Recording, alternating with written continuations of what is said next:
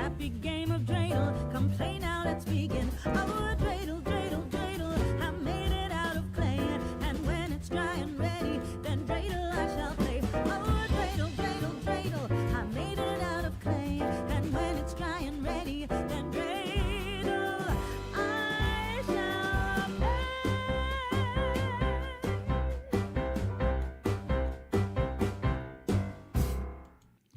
Hello, hello, hello. Welcome to Made by Jimbob. Today, as promised, is a stream about dispensationalism.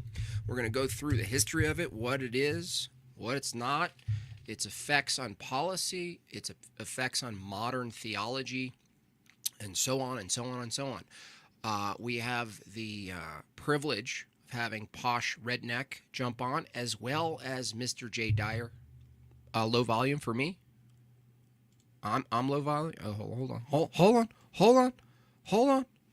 Okay, hold on. Here we go. How's that? Is that better? Okay. Stop. Hold on. Is that good? All right. That should be good. My volume? Is this good? Okay, good. That's good. All right. So yeah, we'll have Jay Dyer on.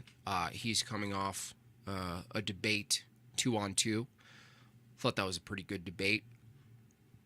You know, my position is I think the best debate in regards to Islam and Christianity is, in fact, whether or not they're compatible in the culture wars, because that's how Islam is tying into modern politics and culture, is that, the Sneakos are selling, oh, we got to unite. The John Zerkas are selling, let's unite. We got to fight the demons. And we're like, we don't even have the same demonology, brah. So hopefully that comes down the line. So Posh, I don't know if you're in the chat or setting up your computer or skinning a weasel. Jay will be a little late, and that's fine, because we're going to introduce these concepts. Start with some of their roots, their origins. Question whether or not there are previous origins that these are tying off of. I don't know. We'll see. So, Posh, he's probably restarting his computer. His computer probably looks like an old lawnmower where you have to pull the string. So we'll check out about that. But, we could, how can Islam save us from degenerate? Yeah. Well, it can't. Yeah, jump on now, Posh. We'll get into it. I think dispensationalism is, from my view, it's one of the most overlooked problems in the world. That's a big statement. I think it's one of the most overlooked paradigms, and it's so influential, and everyone's confused. So many people are confused. It affects people who, quote, call themselves Christians. It affects non-Christians' view of certain policies, certain geopolitics. It's so influential, and yet it's sort of like this floating, I don't even know. It's like a floating infection. Boomers especially. Yeah, boomers especially. Absolutely. The boomers love it. I mean, I even have like a clip. This is the boomer response. I mean, this is basically what it looks like. Clear. Let me make it clear. Israel is our ally, will always be our ally. Even if they commit war and they crimes? are not Even guilty with... of genocide, Why? and I will support Israel forever. You will Israel will stay your ally even though they commit Israel genocide. will be even though that's that. your term. I will always support Israel, and you can tell the Palestinians I will never I am a support Palestinian them. myself. And I will always support you. I will always love you. I bet you didn't think you were going to get one of those today. but you did know you were going to get one of these.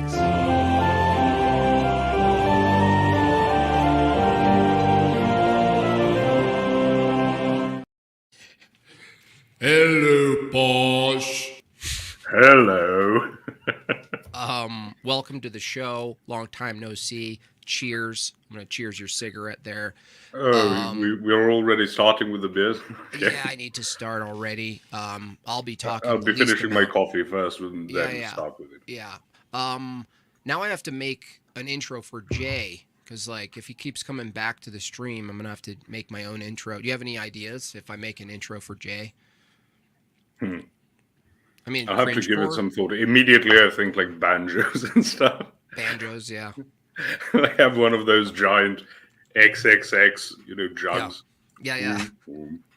Yeah. Or just a montage of him sighing and saying like, "All right, I'm done It's with this." teleological. Yeah. You're goofy. Just hanging up on people. Unmute, bro. So yeah, we're gonna get started without Jay. He'll be here shortly, but before we get into it, is there anything you want to say generally about the topic alone? Anything you want to say generally speaking about it? About dispensationalism. Yeah. So it is basically a nexus of everything wrong with Protestantism, including as we go through its history early on, the differences between. But I heard from a little birdie that Posh absolutely adores. I told the Discord how to provoke you, unfortunately. So now they know. Okay, go on. Dispensationalism is.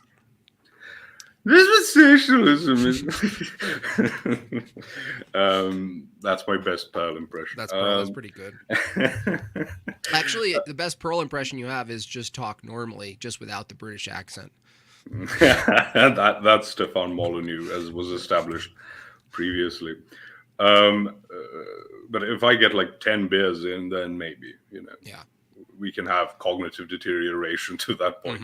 Okay. But as I was saying, like when we get to more specifics, more with specifics like Darby versus Newton, about pre-trib rapture, and the critique of pre-tribulation rapture is no one has ever thought this before.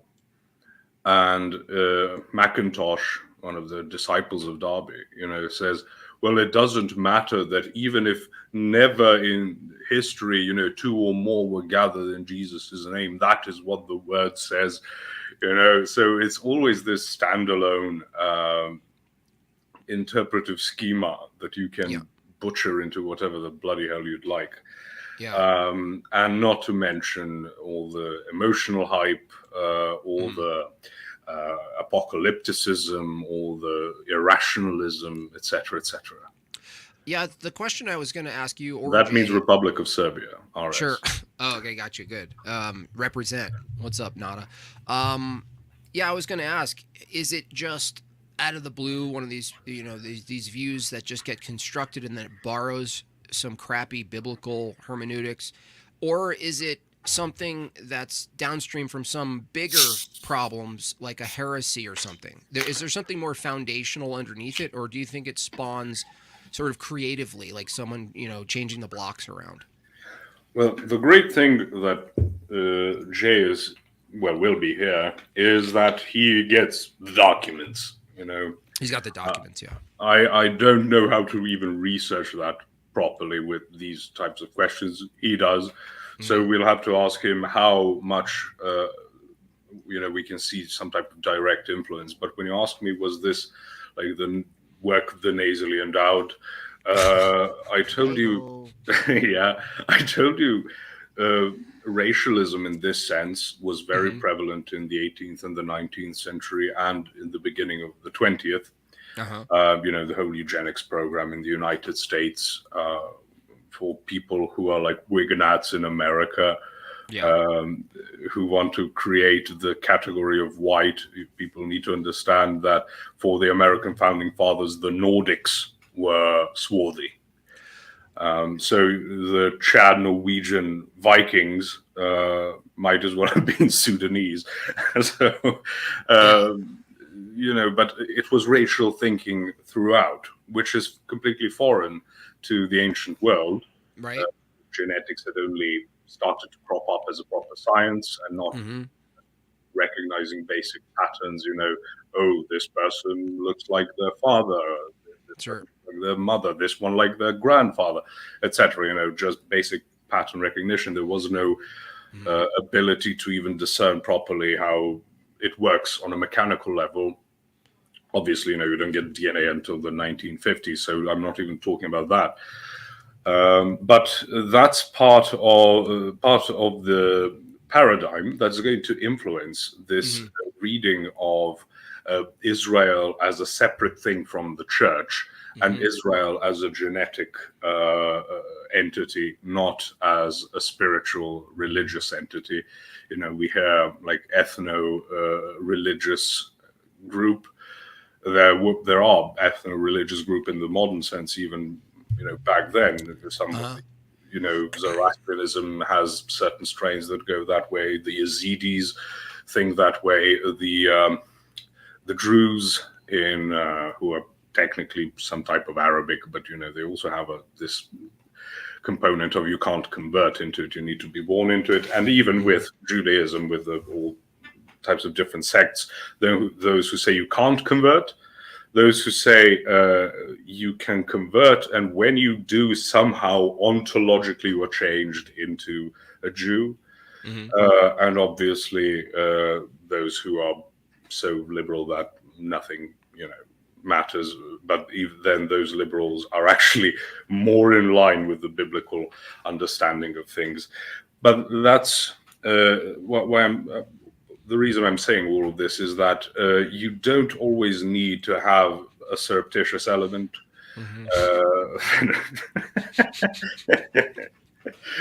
The PN.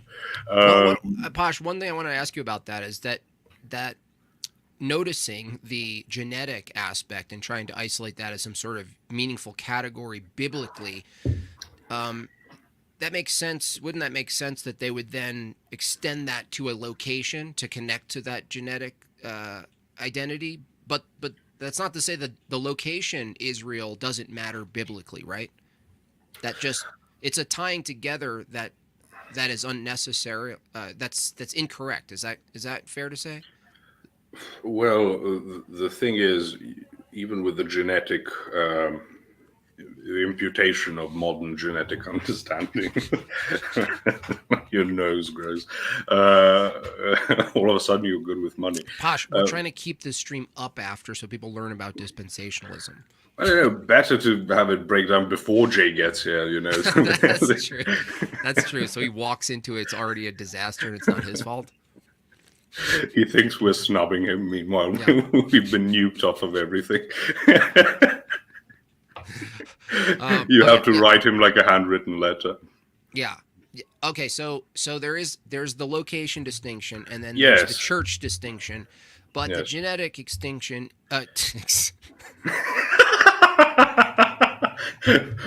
You're like half a can in. The genetic distinction plays more to the geographic distinction and merging them as opposed to the biblical. It like favors one over the other.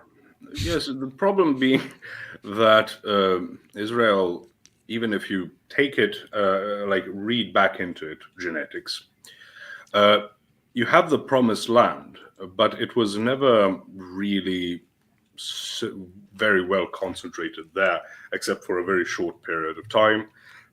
And even then, very quickly, I mean, let's start from King Saul, right, as the established kingdom. We have the judges, obviously, most of them horrible, for good reason, for those who want to say, oh, it's a treason to want a king. Yeah, not much better before it. But very quickly you get like King David, the problems he has, and then the redemption arc, obviously. Then we get King Solomon, who builds temples to demons for his many wives, as a means of appeasement and diplomatic, gestures, let's say, towards surrounding kingdoms. He builds a temple, dedicates it poorly, etc. I shouldn't get into details; I'll get lost. But repents later on. That's why he's a saint in the church. That's where we get Ecclesiastes and Proverbs. Those great pieces of work are part of the redemption. But then we get very quickly the splitting of the kingdom. We get the northern kingdom of Israel and southern kingdom of Judah. And I explained this on this channel as well. Like the northern kingdom is wiped out. That's about 10 and a half tribes gone. And I mean eliminated by the Assyrians, because that's what the Assyrians do. If you surrender, they empty out the city, spread out the population throughout the empire, and then bring people from throughout the empire to the location. If you don't surrender, they make a festival, just it was gory, outrageously vile and violent means of execution and humiliation of the population, making banners of their skins and different piles of heads, including for children, and then use that as that's weird. Those are the thoughts I have when I watch the whatever podcast or the host. Posh, I want to just go back to something so we don't lose the audience on the fundamental distinction that dispensationalism itself is sort of the dividing up of the chronology of Christianity in time through sections, correct? Yes. And because of that, the attempt is now to point to any given section and say that's complete or near complete or yet to come, right? Generally speaking, that's kind of what the gist is. Kind of, yes, because it's not over yet. But a dispensation is basically a prevailing paradigm in a particular time. That's outside of dispensationalism. The time you will hear dispensation is the phrase special dispensation, which is, some type of exemption, some type of granted right due to certain extraneous circumstances. But it's a certain paradigm, right? Prevailing for a time. And with the dispensationalism, we get all types of divisions. I don't think these are necessary for the purposes of this stream, with ultra-dispensationalism, hyper-dispensationalism, liberal or progressive dispensationalism, etc. They have different worldviews. When you get the church, traditionally it's Pentecost, others would go with conversion of Paul, etc. And they have their arguments. It's unimportant when Jay gets here. We'll talk about. They believe, one of the reasons they believe that church and Israel aren't comparable, or you can't say that the church is the new Israel, is because they believe that the church, the word itself, starts with the New Testament, and that's just not true. Sure, you get a certain type of special use, but that's because now we're starting to write in Greek. But when you read the translations, like the Septuagint, the word ecclesia is used because the word church means the gathering place, right? Or in other words, a congregation. Now, this is a proper noun, so it's not like a place where we gather. To explain it to people, I say, okay, we can call this stream, we can call it a congress because we all came together, but that doesn't mean we get to pass laws, either on a state or a federal level in the United States. And no one would think that because it would be on its face ridiculous that, okay, anytime two people gather now they're a congress and they get to pass laws. No. Same thing with the church. But you see this type of simplicity, as I said, that's why it's such a nexus of Protestant problems, and with methodology in particular, is that you can't really correct them because they only take corrections from the scriptures which they themselves interpret and call obvious. Darby, Keenan499, thank you. He said, didn't Darby also split the Bible into different sections as well? Certain verses, books for the bagels and for the Christians. Yeah, we're going to get into Darby. That's a good, actually, point here. You can answer that as we bring this up, Posh. What exactly did Darby do? We'll actually get into it. There's a little short section I'll play, in fact, for answering. But for those of you who don't know, Darby is, I guess, we could say the origin. That's why I asked Posh, is there something that he's leaning on that with certain actors or certain proponents he's relying on to make this work? But most people historically just kind of go to Darby as an arbitrary starting point. I wouldn't call it fully arbitrary. You could call it like you can say a lot of influence from like early Anabaptists. Okay. They have that fanaticism. They have that idea of the apocalypse is coming. Everything is imminent. Don't ask a woman her age, a man his salary, and a dispensationalist what imminent means. I suppose. So it's you can say that there are certain antecedents, but then so much of it is very peculiar to dispensationalism that I can't say it's some type of direct offspring. It's just that there is a strain of thought in certain Protestant branches that could influence. Yeah, we could say it's just another predictable offshoot of the rejecting church authority and historicity. I mean, when it comes down to it, right? You're thrown about with the winds of contemporary thinking. Sure. So Darby comes before people make reference of the Scofield Bible and all the truthers with their background music, do all the videos and so on. But it starts with this. This guy is a good place to start. Hey, Jay Dyer, welcome to the stream, man. Hey, sorry I'm late. Hey, no problem. We're just getting into it. We're introducing Darby. We were talking about whether or not Darby is leaning on something beforehand that's more foundational, that gives him even the impulse to do such a thing. I guess we just came down to he's just rejecting church authority, and this is what it leads to, right? Is there anything else you want to add? So I'd like to say to Jay, I mentioned there is Anabaptist influence, and this apocalyptic thinking with people like Munzer and what's his name, Mathis, and these type of crazy people who go. But I don't think there's like a direct line. So correct me if I'm wrong there.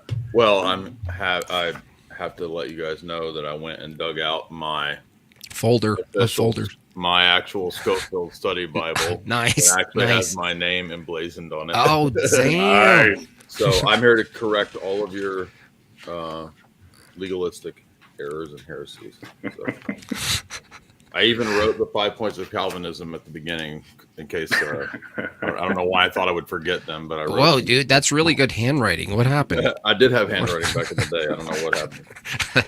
I was like, wow. Yeah, so is there anything you want to add as far as like, can we start with Darby, or is there something more fundamental that he's leaning on that could be more even ancient or back in time that seems to be a bigger problem that we could even mention? Or is he kind of just going like, you know what, I'm just going to kind of invent off the cuff? Well, just to hit on that point of rejecting, tradition and church authority, one thing that happens is that the early church, there was a period where there were people who were possibly premillennial and some that were definitely premillennial.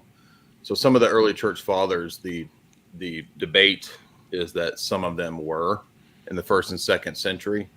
You can debate what exactly they meant, even by citing certain passages. But even if we granted that they were, by the time of the Second Ecumenical Council, when the creed includes the phrase "whose kingdom shall have no end," that's intended in the Niceno-Constantinopolitan Creed to exclude any form of Chiliasm or literal millennialism.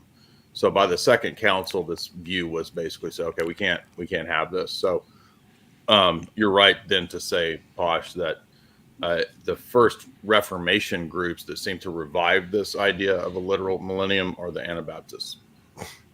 Okay, so can you just quickly, without making it too dense, if you could, just distinguish from my own chat the millennialist view or paradigm, the thing that you're referring to, the two of those, so they get a sense of it as we move forward. So basically, in the latter chapters of the book of Revelation, there's a passage about the millennium, that when Christ sits on the throne, he will reign for 1,000 years. And then after the 1,000 years, we have this period where there's a brief allowing of Satan to be loosed again. And then you have the final Armageddon, and then the final things where you have the resurrection and the great white throne judgment. So the premillennialists believe that Christ returns before he sets up this earthly literal 1,000-year millennium. Most of them believe in Israel with an actual newly built temple, etc. And the reason they think that is that they mistakenly have a hermeneutic that thinks that the promises to the Jews have never been fulfilled. And so even though the Messiah came and he was rejected by the Jews still have all their covenant promises waiting for them. And then this other sort of plan B was initiated with the church, the Gentile church.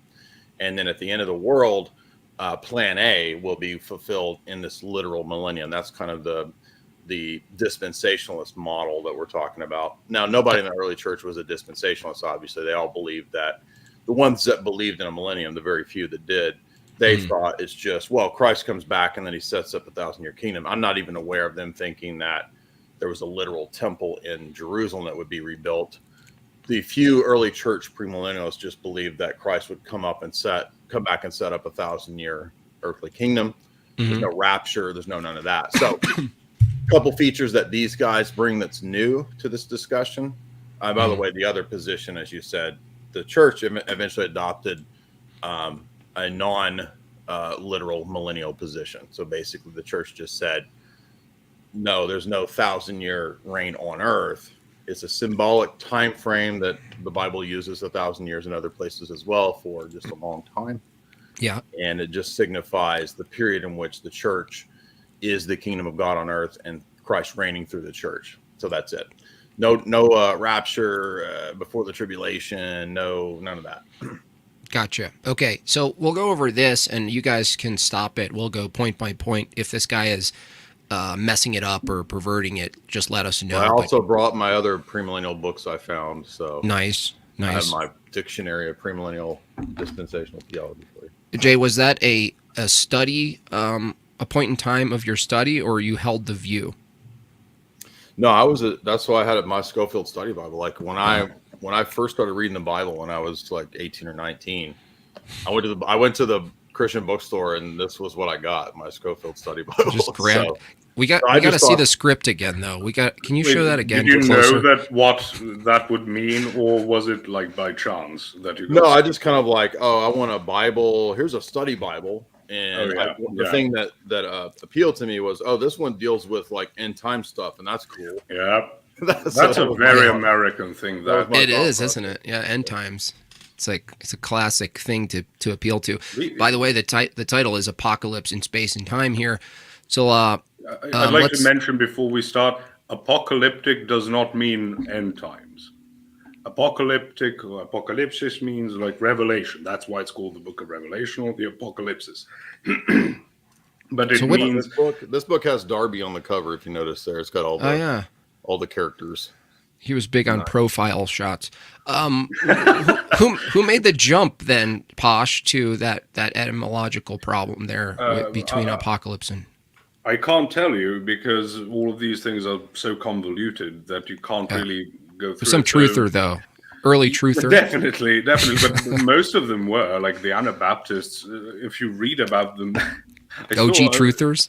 Yeah, I watched a couple of videos on it in preparation for this, and one comment said, before I thought that Anabaptists were terrorists, but now I've changed my mind, and now I think they were Satanist terrorists. So that's basically what happened. They would start running naked through the streets, starting wars, constantly trying to light the fuse of the end times, because they were obsessed with this apocalypse. And I personally believe that they, because of the content of the book of Revelation, they started associating the term apocalyptic with the end times. Now, the book of Revelation isn't just about the end times. It does contain that, but it's about a lot more. Like the 7 churches that are described, they were historical churches with historical problems in the time of the life of St. John. So it's this type of retroactive reading back into it. But that, again, you see it here. Like, if you want to use an A word for the end times, use Armageddon. But there's no book of Armageddon, so that really ruins it. And again, it's so fun. It's like why people like learning about demonology and angelology. It's fun. It's got a pizzazz. And it applies to a very modern take of politics, because you can kind of transpose the apocalyptic, wrongly use of the word, as you stated, view onto politics that and then you start to see these people use sort of a similar accelerationist view where, well, let's contrive the end. Let's just force the end of the structure. Let's take down governments. Let's get back to the land, bro. This kind of view.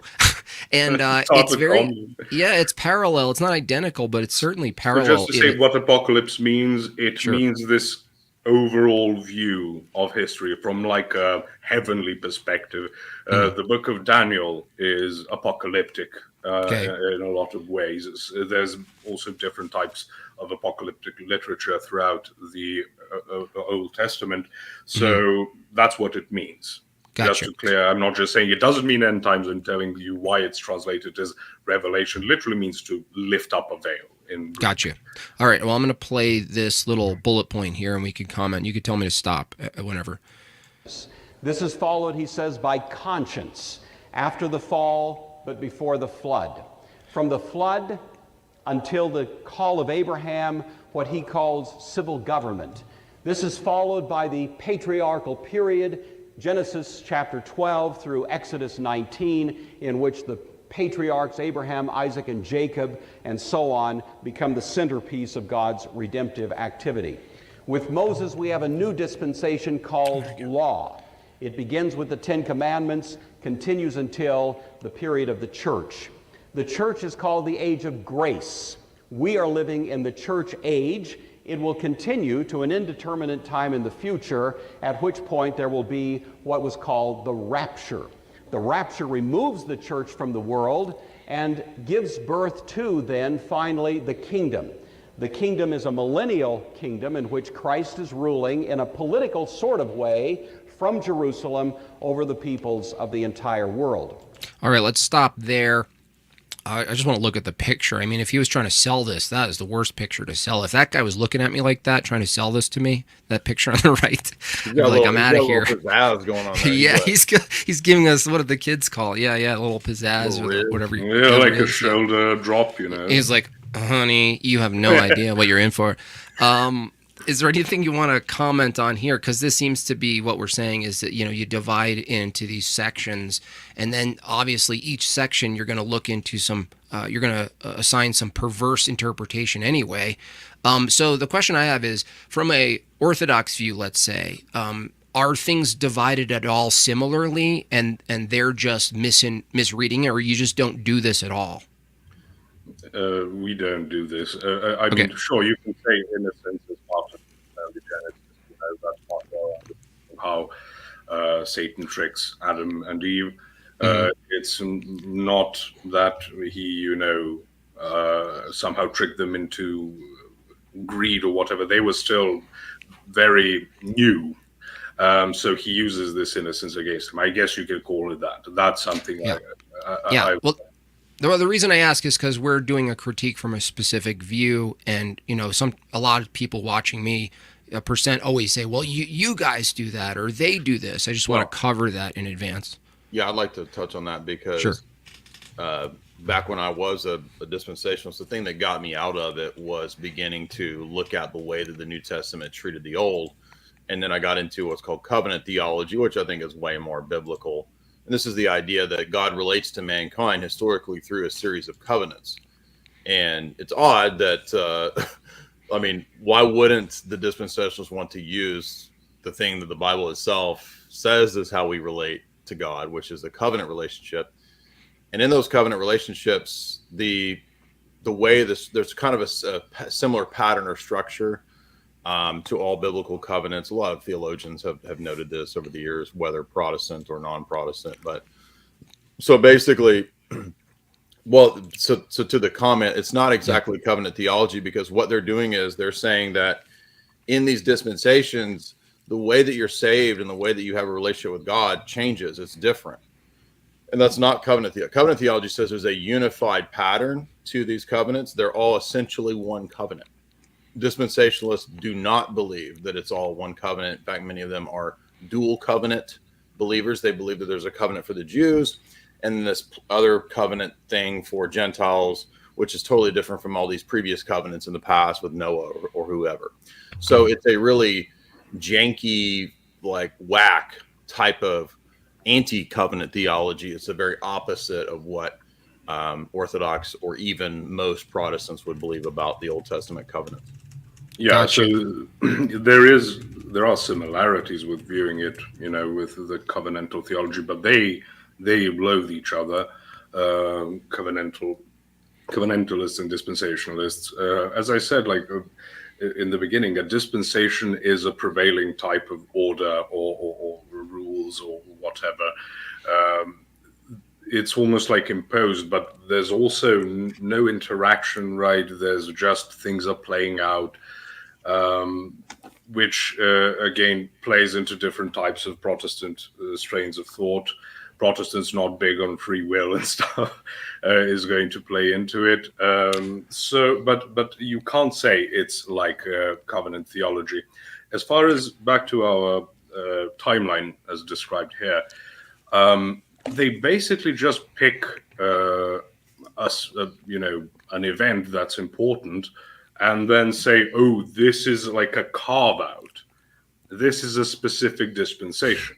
So 9/11 could very well be if Darby existed today, right? Yeah. So, the moon landing. Joking. Yeah. Okay, that might be more joking, but 9/11 would definitely be one. Sure. But as far as these types of events, the problem isn't that you can't, just set about, okay, let's view this period here in this manner. The problem is that you carve it out, as I said. It sort of becomes like self-subsistent, like it has aseity. And the problem with that is, like throughout history, how do we define the Middle Ages? And usually we would say, from the fall of the Western Roman Empire, to either the fall of Constantinople or the discovery of America. That's the general timeline. But that does not mean that all of a sudden, like in strategy games, like advance a period, and now all of your soldiers turn from like Roman legionnaires to like knights and something. Things don't change that sharply. And but in dispensationalism, you do have these sharp edges, and they view it as separate things. And as Jay said, covenantalists do not. Yeah, it's very romantic looking. It's like if you were to remove the Genesis and all these biblical references and just kept these bullet points, I wouldn't know if you're looking at the chapters of a comic book or a romance novel or something. Like it could be, it's almost like that's the impulse, is to sort of categorize it in this way that's more reduced so that people sort of experience it like they're in this storyline. Like what chapter are we in? Right, from that view, and that seems to be kind of a problem in itself, to assume that you have the knowledge of what chapter you're in, right? Jay, you're unmute, bro. Unmute, bro. Every covenant that God makes with man, and by the way, you'll notice to the structure of covenants is that they begin with Adam, and then it moves to a family with Noah, and then it moves to a tribe with Abraham, and then it moves to a nation with Moses. Then it moves to the kingly covenant with David, and then we have the final covenant with the Messiah. So there's a logical structure to the movement of the covenants. There's no logical structure to this arbitrary ad hoc system. And furthermore, each covenant in the scriptures, even the, for example, Abrahamic covenant, it includes stipulations. So you'll have these sort of statements of the vassal to the covenant people. The stipulations are given, and there's also promises. So every covenant includes promises, grace, and stipulations or laws. Even with Moses, even with Abraham, if you look in 22, God makes the stipulation that you have to obey his statutes, his decrees, his commands. So they'll often try to say there's no law or stipulations in the Abrahamic covenant, but in Genesis 22, when God repeats it, there is law and stipulation. There's law and stipulation in the covenant with Adam, right? Be faithful, don't eat of that tree, etc. When Adam sinned, he broke essentially all the 10 commandments. And so they fundamentally misunderstand that there's always grace, there's always stipulation. Even the Mosaic covenant includes grace too. So that right there is a total destruction of the whole presupposition of covenant of dispensationalism. That's interesting because, it's not exactly the same, but it did remind me of like an Orthodox view of being saved, having been saved, and will be saved versus I got my trans stamp saved. It's like a similar error, but just not as a big magnitude, I guess, or how they're doing it here. You're saying that a lot of these titles or things would exist in all of these chapters in some way. So to divide them and assume they're non-existent previously is silly. So I don't know how. My question is, how did you get away with this? Is it because it was just an absence of church authority in Western modern culture of this time, relatively modern, that they just didn't catch it? I would say there's kind of a long tradition already in the West, especially in England, of Protestant assumptions. So, from the time of Henry VIII and the Anglican Church in the UK, you've already kind of got a few generations, a few centuries of these Protestant assumptions. And so these people are kind of like, oh, look what we've discovered. And they're basing it on the fact that, you already had probably, I think, a few Anglican ministers who were pretty famous prior to this who were premillennialists. So I think there was a few popular Anglican theologians before Darby and these guys who were premillennial. So they were probably working with some of that and saying, well, he's premillennial, but he's not consistent enough because he's not understanding that, God's got these different plans. And then I think there's also a geopolitical motive, which we'll get to here in a moment. Yeah. At the time, right? I'd like to say that among the reformers, you had people who had outright hostility towards Mosaic law because they separated so much from, we are saved by grace, and back then you were saved by works. Again, basic illiteracy in terms of understanding Scripture. But I believe Luther said that he would punch Moses. Exactly. Yeah, because he demanded so much works. I don't know how that works with sola scriptura. Like Moses felt like putting all of these. Well, I read a lot of Luther. I had a Luther phase. I read a lot of Luther, and what he says is that, well, what counts as Scripture is what preaches the Word of God. What preaches the Word of God is what preaches the gospel of grace. So essentially, whatever Luther thinks is consistent. So he wanted to punch. He wanted to punch Moses for abiding by works, like highlighting works. Demanding it. Oh, demanding. Well, that's funny because that would be a work. That would be like a work to punch him. Like that would be a good deed in action from his view. But even if he didn't see it as a good deed, he would have to punch God in the face. Right? Yeah. Like we make fun of people who are like, no pictures, no that, this or that. That's all idolatry. Okay, I tell them, okay, go back to when they were building, the tabernacle and the ark, or later on the temple, and go tell Moses he's an idolater, and he'll tell you, but God told me to do this. Well, then God is an idolater because God doesn't preach iconoclasm or something like that. But it's these things are read retroactively into the Bible. It's the definition of eisegesis, which they constantly complain about everyone else doing, and the dispensationalists specifically are so obsessed with saying that any different reading of the Bible requires like a film to be put over the Bible, like some interpretive schema has to be imposed. But this is the clear teaching of scriptures, and as Jay mentioned, like Word of God. And I keep arguing with Protestants on Twitter. Word of God in the scriptures never refers to the scriptures. Right. It always means the second person of the Godhead, the Word of God, Jesus. Yeah. And especially to illustrate it, I mentioned the beginning of the book of Jeremiah. It says the Word of God places his finger on my lips. It's not, unless it's some type of origami or like papyrus with words written on it in Hebrew. You know, no, it's a person. It's a guy. It's a guy when it's with Abraham, and he recognizes him physically with the two angels. You know, it's not this ethereal, disembodied voice. So they also abuse the term Word of God. And then to this day, Protestants still say Word of God means the Bible.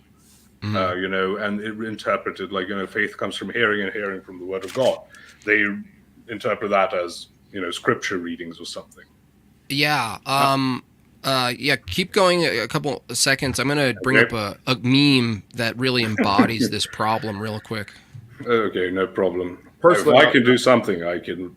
Sorry? I would disagree a little bit there. I'm not trying to cause a dissension or anything like that. But I think, like, if you read Psalm 119, which is the Masoret, I think it's 118, there's a lot of references in there to the law, and it's identified also as word. And I think there it is talking about the written text. So I don't see necessarily a problem with at times identifying the written text as the Word of God in a limited sense, because as Maximus says, the content of the Word of God, or the content of the Scriptures is the same as the content of anything else about divine revelation, which is just the logi. So if we understand that it's not the Bible that is technically speaking the living person of the Word, but in a limited sense, you could call it the law of God or the Word of God, as that psalm does. It's just referring to the message or the content, which is ultimately Christ. And that's relevant for dispensationalism, because there's another key hermeneutical mistake that they make, which is that dispensationalists think that the Old Testament is not primarily about Christ. This is huge, because all of those promises that they see in Genesis to Abraham, to the seed, to the nation, that he will make them as the sand of the sea, the stars of heaven, they see that as still promises to literal flesh Israel.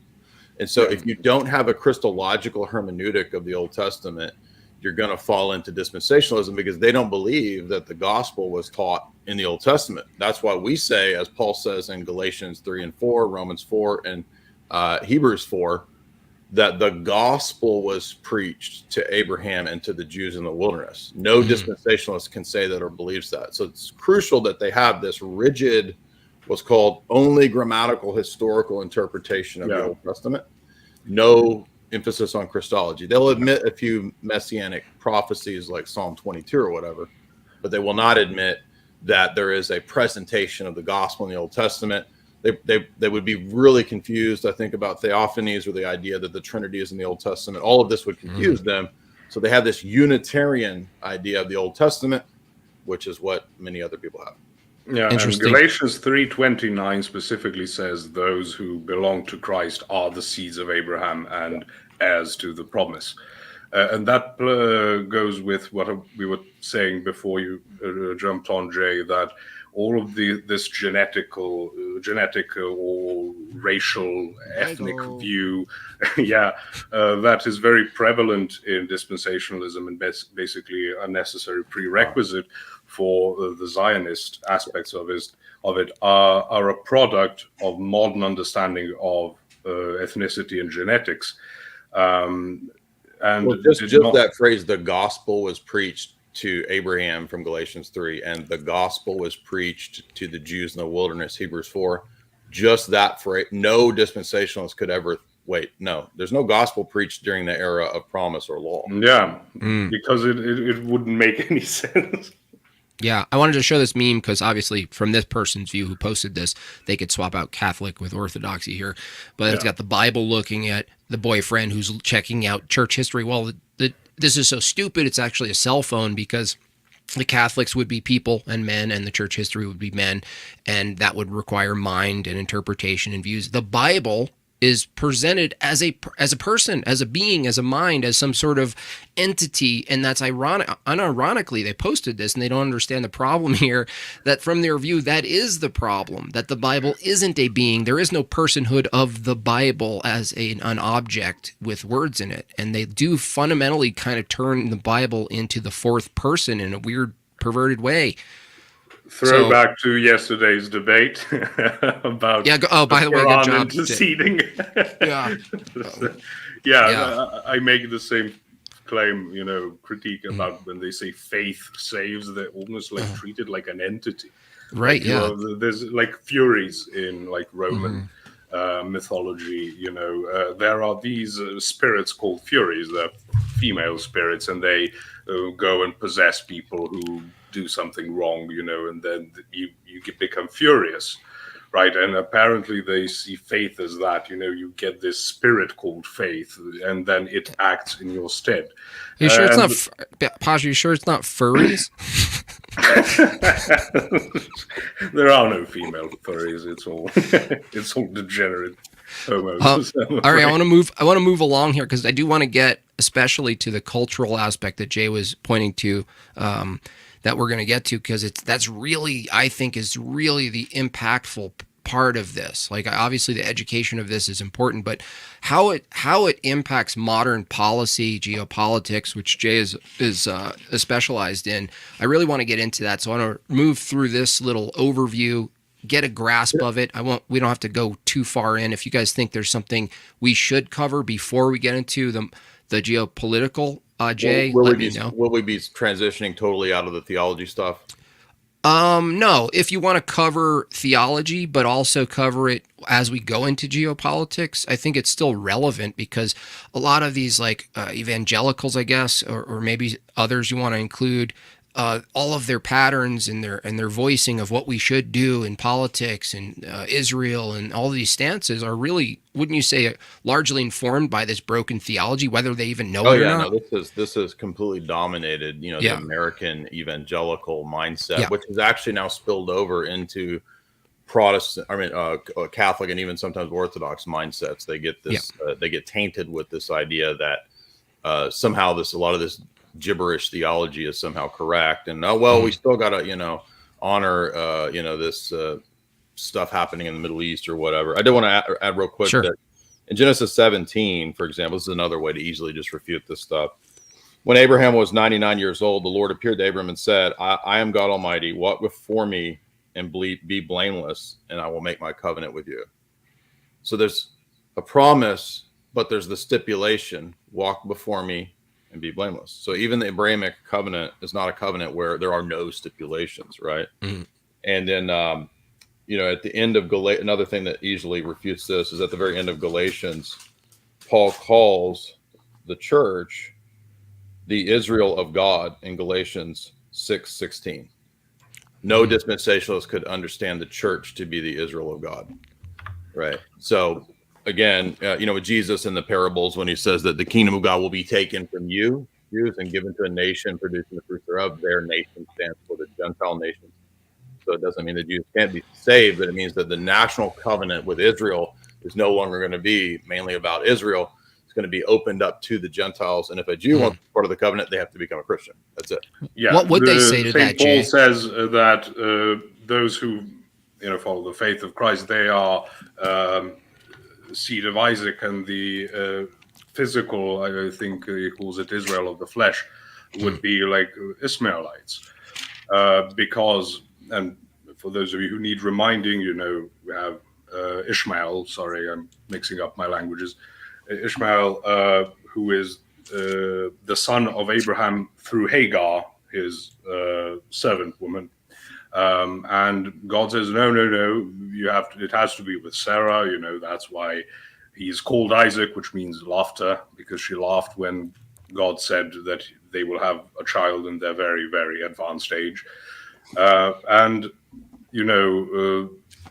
Even though there is a blessing that is still given to Hagar and Ishmael, That's not Islam, by the way. There are people who claim that they would say Ismail, that's how they would connect a lot of things or attempt to connect it to the Bible, right? But St. Paul himself very distinctly says that no. The Israel is the people of Christ, not some genetic thing. And as Christ himself says, God can make children of Abraham out of stones. He doesn't need any of this. That's a message throughout the Bible. You can't really bribe God. So, good luck. Yeah. And again, like that text, the kingdom of God will be taken from you in Matthew 21. That whole parable, thank you, is about the fact that the Jews had failed at what was essentially their covenant mission, which was to produce the Messiah and then share him with the world. They failed because they intended to kill him, but ultimately in divine providence and also by the prophecies, which the Jews and even the apostles of the first century had misunderstood until Christ reveals it to them after the resurrection in Luke 24. They lost those promises and were divorced.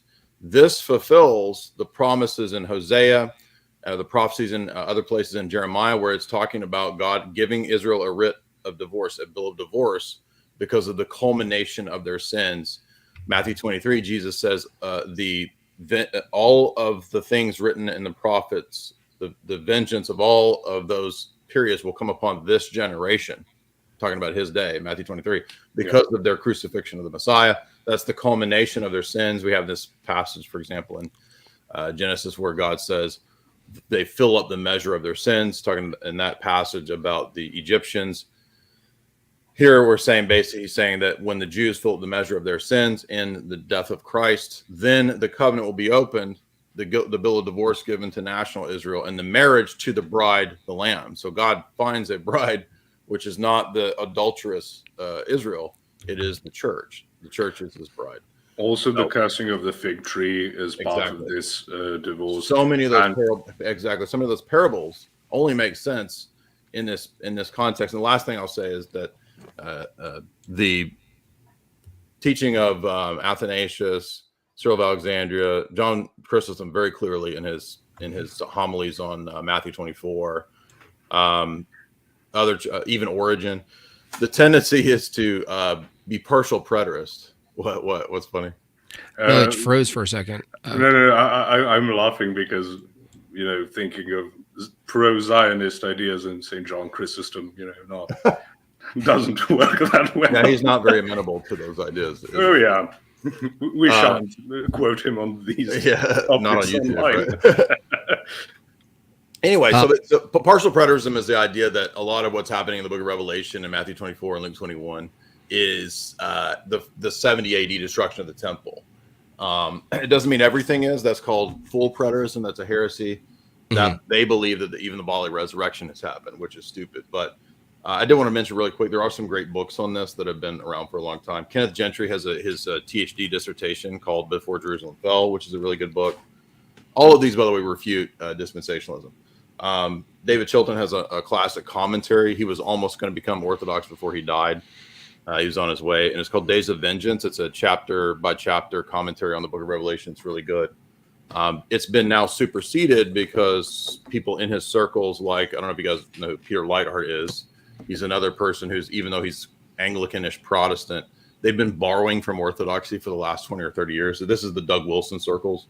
Leithart just put out a new 2-volume commentary on the book of Revelation from this vantage point. So I haven't read it yet. I just got it. I think it's going to be good. There's another, this is a Methodist guy who was anti-dispensationalist, and he wrote a commentary on a lot of biblical apocalyptics. So it's actually a Milton Terry's biblical apocalyptics. It's actually a good refutation of dispensationalism. A couple more really quick ones. This is another Protestant minister who was anti-dispensationalist. He wrote a book called Destruction of Jerusalem, George Peter Holford. So even the Protestants, ironically, after the advent of dispensationalism, even the Protestants were like on this, refuting it. And some of their books are pretty good refutations. David Chilton has another little book called Great Tribulation, which is good. So if anybody's looking for like a thorough sort of like immediate treatment, even Bahnsen has a book. I'm not going to recommend his theology per se, But he has a good critique of this called House Divided, I think is what it's called. Interesting. So yeah, even the those. Protestants have been all over this. Yeah.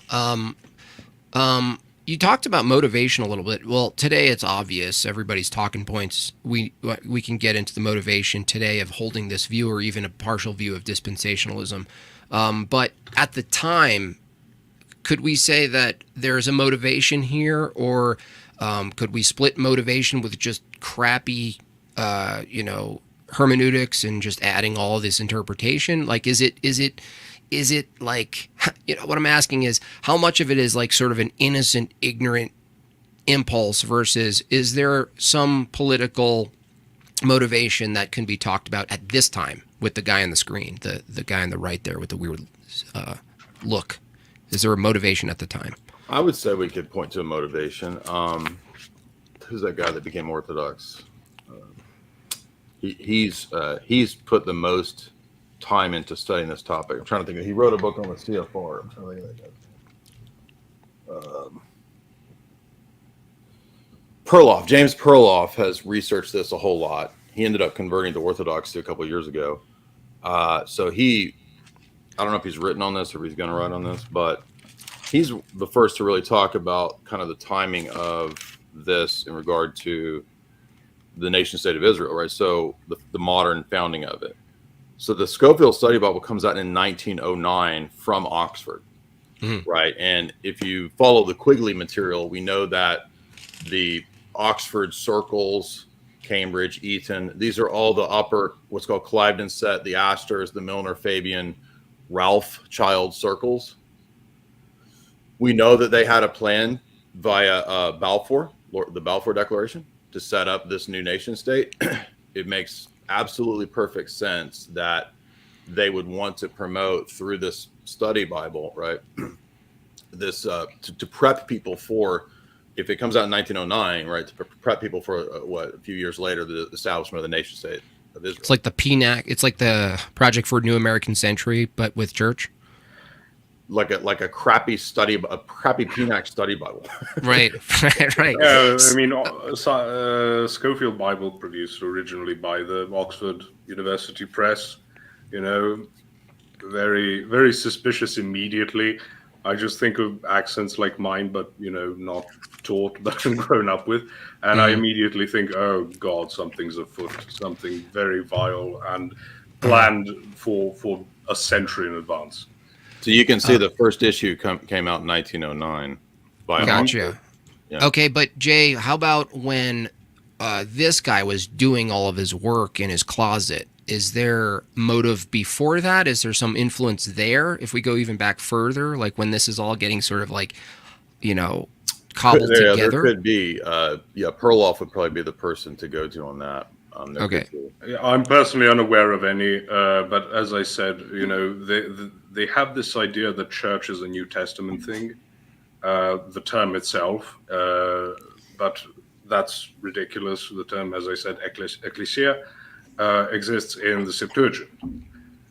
Congregation of Israel is in English rendered as congregation, but then church is rendered as church. Paul uses the phrase the ecclesia in the wilderness. Yeah, the church. Yeah. So there is a linguistic difference if your main resource isn't the Septuagint, but even then, you have to consciously translate them differently. As much as I don't understand why the book of Joshua is called the book of Joshua, but Jesus is called Jesus, and why no one decided to align them like it would be in Greek or in Serbian, called the book of Joshua, Knjiga Isusa Navina, son of Navi, and it's Jesus. But the same way, then people don't make that connection because it's not that obvious that Joshua and Jesus are the same name. You have to analyze it. So to a lay person, it would be, it would seem like you're trying to pull something on them. There's an interesting section here in the Premillennial Study Bible on the life and history of John Nelson Darby. And one thing it notes is that early on, from 1827 to 33, Darby's ecclesiology and eschatology underwent a reformation. he was disenchanted with the relationship of church and state in England. He addressed these early writings to the fact that the church was a heavenly institution. He then garnered around himself a bunch of like-minded people for Bible studies in houses without ritual and hierarchy. So it seems like from the early outset, it's just church and state shouldn't be together. Church is a, quote, heavenly thing. I'm going to start having, home Bible studies. Yeah, it's just a rejection and a rebellion of authority. Just like the modern era, it's just like, what follows can be a bunch of garbage, right, in any direction. But it seems like the foundation every time is always the first thing is like, I'm going to reject authority. I'm going to reject hierarchy. I'm going to reject church tradition, authority, historicity, all of these things. I'm going to make my own stuff. And really, he's like the modern. I mean, I'm going to call these truther-tards Darbies now, because it's the same. It really is the same thing. It's just like a different take, but really the impulse is just the same thing every time. I don't need a church. I have a fire pit, Jay. Who are you going to tell me my fire pit doesn't do the job, Jay? Interesting little side tidbit. Do you know who else was raised Plymouth Brethren? Another most famous person in the world. Elon Musk. Crowley. Yeah. Crowley, really? Yeah. Oh. Yeah, but you get raised in these horrid, ridiculous cults, and then you end up all messed up. Shocker. Exactly. But I wanted to mention that Darby, not only is it not like a simple rejection of like sacerdotal priesthood or ecclesiastical authority, adherence or even promotion of such authority he saw as basically treason and blasphemy. So it is like, you go and kiss the hand of some weird bearded guy in a dress. Like that's basically the level of his rebellion. But that also means you get full lateral and horizontal freedom to interpret things the way you want. Here's an interesting piece of the puzzle that might help. This is a person I'd never heard of. It was while Darby was at Trinity College that he came under the influence of a theologian by the name of Professor Richard Graves, who happened to be an advocate for Judaism and Jewish people in the British Empire. Graves believed that through the conversion of Israel, it would bring about the end of the world. It would usher in the end of the world, and that a Gentile parenthesis had existed since the Jews had rejected the Messiah. So here's the origins, is from this person called Professor Richard Graves. So I'm not familiar with him, but he would probably be the key character here. Posh did say Jay will come with the folders. And you did. You came through. Now I came with an actual Schofield Study Bible with my name on it, bro. Yeah, with your name, Gold Leaf J. Dyer. Golden crusted. Golden crusted. This is interesting. You said that there is even a connection to rejecting Christ as God, as the Messiah, because the starting point of rejecting Christ as the Messiah basically necessitates a view that you could invent a new future to live into that you're waiting for. So it does make sense that any kind of rejection of Christ would allow for, like Posh said, horizontal, vertical building. And also remember, based on that scheme that you have there, if you can be saved in different ways in the Old Testament or in that period, there's no reason why you can't be saved in other ways now, right? Yeah. So there could be a separate way to be saved for Jews. Genetic box. Yeah. Sure. A separate way to be saved for Gentiles, separate way to be saved for Jews, etc. Yeah. What book did you just read out of? Sorry, Posh. What book? Yeah, what was that quote? Even though you didn't know who was saying it, what was the book that was out of? So this is a dictionary of all these people and their beliefs. Oh, okay. This is nice. the Darby entry underneath it. It says that he was influenced by Professor Graves guy. Yeah. It's not just the pictures at the cover that are good. But I wanted to also say the whole apocalypticism that they're obsessed with leads to, like today, like people are, Jesus come quickly, which is a horrible position to hold. The book of Revelations itself says that the blood of the martyrs is crying from under the altar in heaven. And the only reason why it's not yet heeded is that God still gives us time for as many of us to repent as possible. So to hurry it up is not just, unbiblical, it's also cruel, and shows a level of narcissism that comes with the faith alone position, where you sign, your name on the saved, charter, and there you go. Now you're safe. So you're going to be playing a harp on a cloud, and the others can pound sand. Now, But keep Jesus in come mind, quickly. so these goobers believe that they can do certain geopolitical actions, like trying to, originally in the 1830s, the idea was they could be missionaries to Israel, convert the Jews. That would bring about the end of the world, the return of Christ, right? What does Crowley think about the book of Revelation? He thinks it's a ritual book that if you do it, it brings about the end of the world. So they have the same idea that you can do these actions like this is a technology, right? Yeah. To hasten the end of the world. Even Crowley has that view. That's really interesting, Jay. Not to go off topic, but Crowley's, I would say, intimate relationship, I don't know what else included in that, between him and Jack Parsons, who basically tried to materialize that particular view, but there was definitely some sort of ritual in his combustion experiments and rocketry. No, he was trying it's to bring kind the of end of the world. interesting. No, he was trying. Oh, was he? Was he trying to do something? The Babylon working is an end of the world working. See, it's crazy how this stuff is like. I wish I had my truther music cue, because it is really connected. Yeah, totally works every time. Everybody loved that at the live event. That was great. Yeah, that was fun. Yeah, we're gonna be doing another one. Hopefully, Jay will get a date. And if you need any help finding a location, event, but yeah, I'll try to. I'll just gonna keep looking. I'm gonna keep going with this, and you guys can determine how much theology you want to do, even when we get into some of the modern stuff. Like I said, it's still important. But if there's any more you want to do, I can keep going as long as you want here. I want to look at some of these in a little bit more detail before we move on. The millennium itself is a standard premillennial conception. The idea that Christ reigns for a 1,000-year period of time, reigns from Jerusalem. All of this he shares with other premillennialists who basically developed similar ideas at that time in history. The millennium is immediately preceded by the second advent. Christ comes before the millennium, hence the term premillennialism. However, something unique to Darby's view of this is that the church is not present.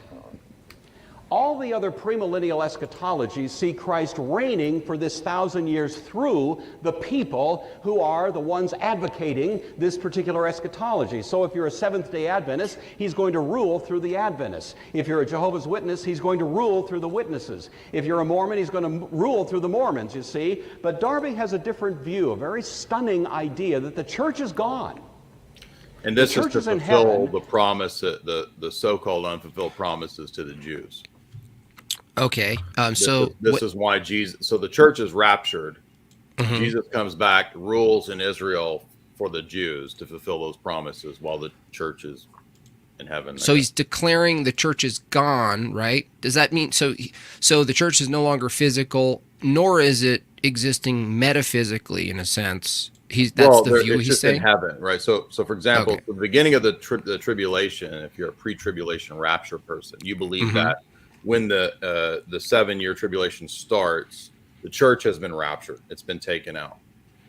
And so the Antichrist comes, right? The Jews convert. The Jews then start converting everyone. Mm-hmm. And then Jesus comes back, destroys Antichrist, and then rules for 1,000 years. And mm-hmm. then there's the great white throne judgment and resurrection. So the church is in heaven as Jesus rules on earth. Gotcha. I'd like to make a couple of points here. So one very basic critique of dispensationalism in this pre-millennial view is that it says that Christ rules for 1,000 years. And again, this was not an uncommon term to use for a lot, like 1,000 is a lot. Mm-hmm. To us today, maybe not so much, because we live in times of tremendous excess of anything you can think of. But it just means a long time. We have that even in Daniel, that after a long time, we will get back to like the second coming or something. But it says that after near the end of that reign, because the strong man is bound, and that refers to Satan, that his reins must be loosened a bit. What bloody point is there in Christ coming back, ruling 1,000 years, and just let Satan loose?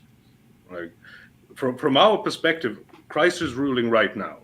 The church is alive, with all the problems that entails. But near the end of this long reign, the reins of Satan will be loosened a bit, so things will get rougher. That is not to say I don't understand why people are so egocentric that they think, oh, now is the end of the world, and they find any single tidbit, which is a very, very Protestant way of thinking, oh, this has happened, so now I will connect it somehow. World War II was a great place to think things are going to end. And we don't know. There was a guy who called in on this stream while I was on and said, do you know, this is the first time so many Jews are back in, Israel, or the land that is described in the Bible as promised to Israel. Okay, who says they will stay there? You don't know what's going to happen, right? But they keep latching onto these things and use it as this, like tarot readings or whatever. What Posh, he was saying is basically bagel prepping. Is that what you're saying? Yeah, like they're doing bagel. Okay. Preparing the water for the bagel. Gotcha, yeah. But, they have this idea that, and use it as a techne, like, Jay described. Crowley had his own view on that. But there is no sense in it why Satan would be loosened a bit, at the end of the millennial reign. So that's a very common one you can all take with you, and you don't need who knows how grand a knowledge of theology to give them that example. Yeah. But again, like with all types of these niche Protestant schools, they don't really go for logic. It's similar to Islam, Allah knows best. You don't need to describe anything. Who needs God? Who needs to justify what God does? Yeah. Also, Josh, the modern era with technology, you think it could be in our favor to get like a rigid, narrow truth out there, but it actually works against us. That, like you said, these people who are these apocalyptismos, they can piece together things and find things. Oh, did you see that? They're all going back to Israel. Oh, did you see this sign? Did you see the Olympics? And they're just kind of like constantly in this state of like fielding quick bits of information, digital Post-it notes, and filling up their basement, right? And not that they're even aware of these views, but they're still, they're actually interacting with this paradigm that we're critiquing right now without knowing it. And another parallel, and this is going to be important for the geopolitical aspects of it, another similarity with Islam. Islam teaches that Islam will go out into the world, but it will retract like a snake, between the rocks. It's going to become so incredibly small again as it began. But it also talks about, we are strong, we will conquer everything, So you've got both sides of the dialectic. So you can go back and forth. Anything good that happens, you see, we're right because things are going well. If things go wrong, you see, we are right because things are not going well. Likewise, with these types of apocalyptic thinkers, anything that happens is proof that you are right. Everything is, It's all, there's no way to disprove it because they've captured both sides. It's like climate change. Yeah. 99. I'm going to read relevant ones for those of you Bob Chat or Super Chat, and it's not totally relevant. I will read it at the end. You can direct it to Posh or myself or Jay as well, but this one seems relevant. 999. If dispensationalist heresy is prominent in America, can we find any dispensationalists to obliterate in debates like yesterday? Shout out to Jay and Sam. You did very well. Highlight, by the way, they tried to pin you guys against each other. Sam geniusly just accepted heresy and said, pray for me. I thought that was a beautiful moment right there. It totally deflated their well, we knew they were going to do that. So from the outset, Sam had said before the debate, he was like, I'm just going to say I don't know who's right on filioque and energies, whether Catholic or Orthodox. So Yeah. So I thought he was going to say that, but that ended up being a better rhetorical. That was awesome. Yeah, that was awesome. And, Has he formally converted to any? I don't think he's formally converted, but he says that he attends a Catholic church because they'll let him have the Eucharist, but he has to go through a catechumen process if he becomes Orthodox. And then he says, plus, I don't know whether Orthodox are right on papacy and filioque or not. Okay, but he hasn't made a formal declaration. Not so that I'm aware. He it just goes there, yeah. No, it's fine if he attends, but you have to get baptized, or at least, not christened, but you call it chrismated.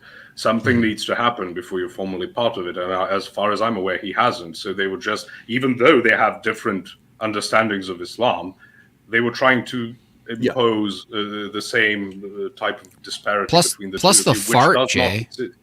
Oh yeah, I mean, the fart is one of the. That was appeal to flatulence. I mean, yeah, they're full of hot air. What does it tell you? Right?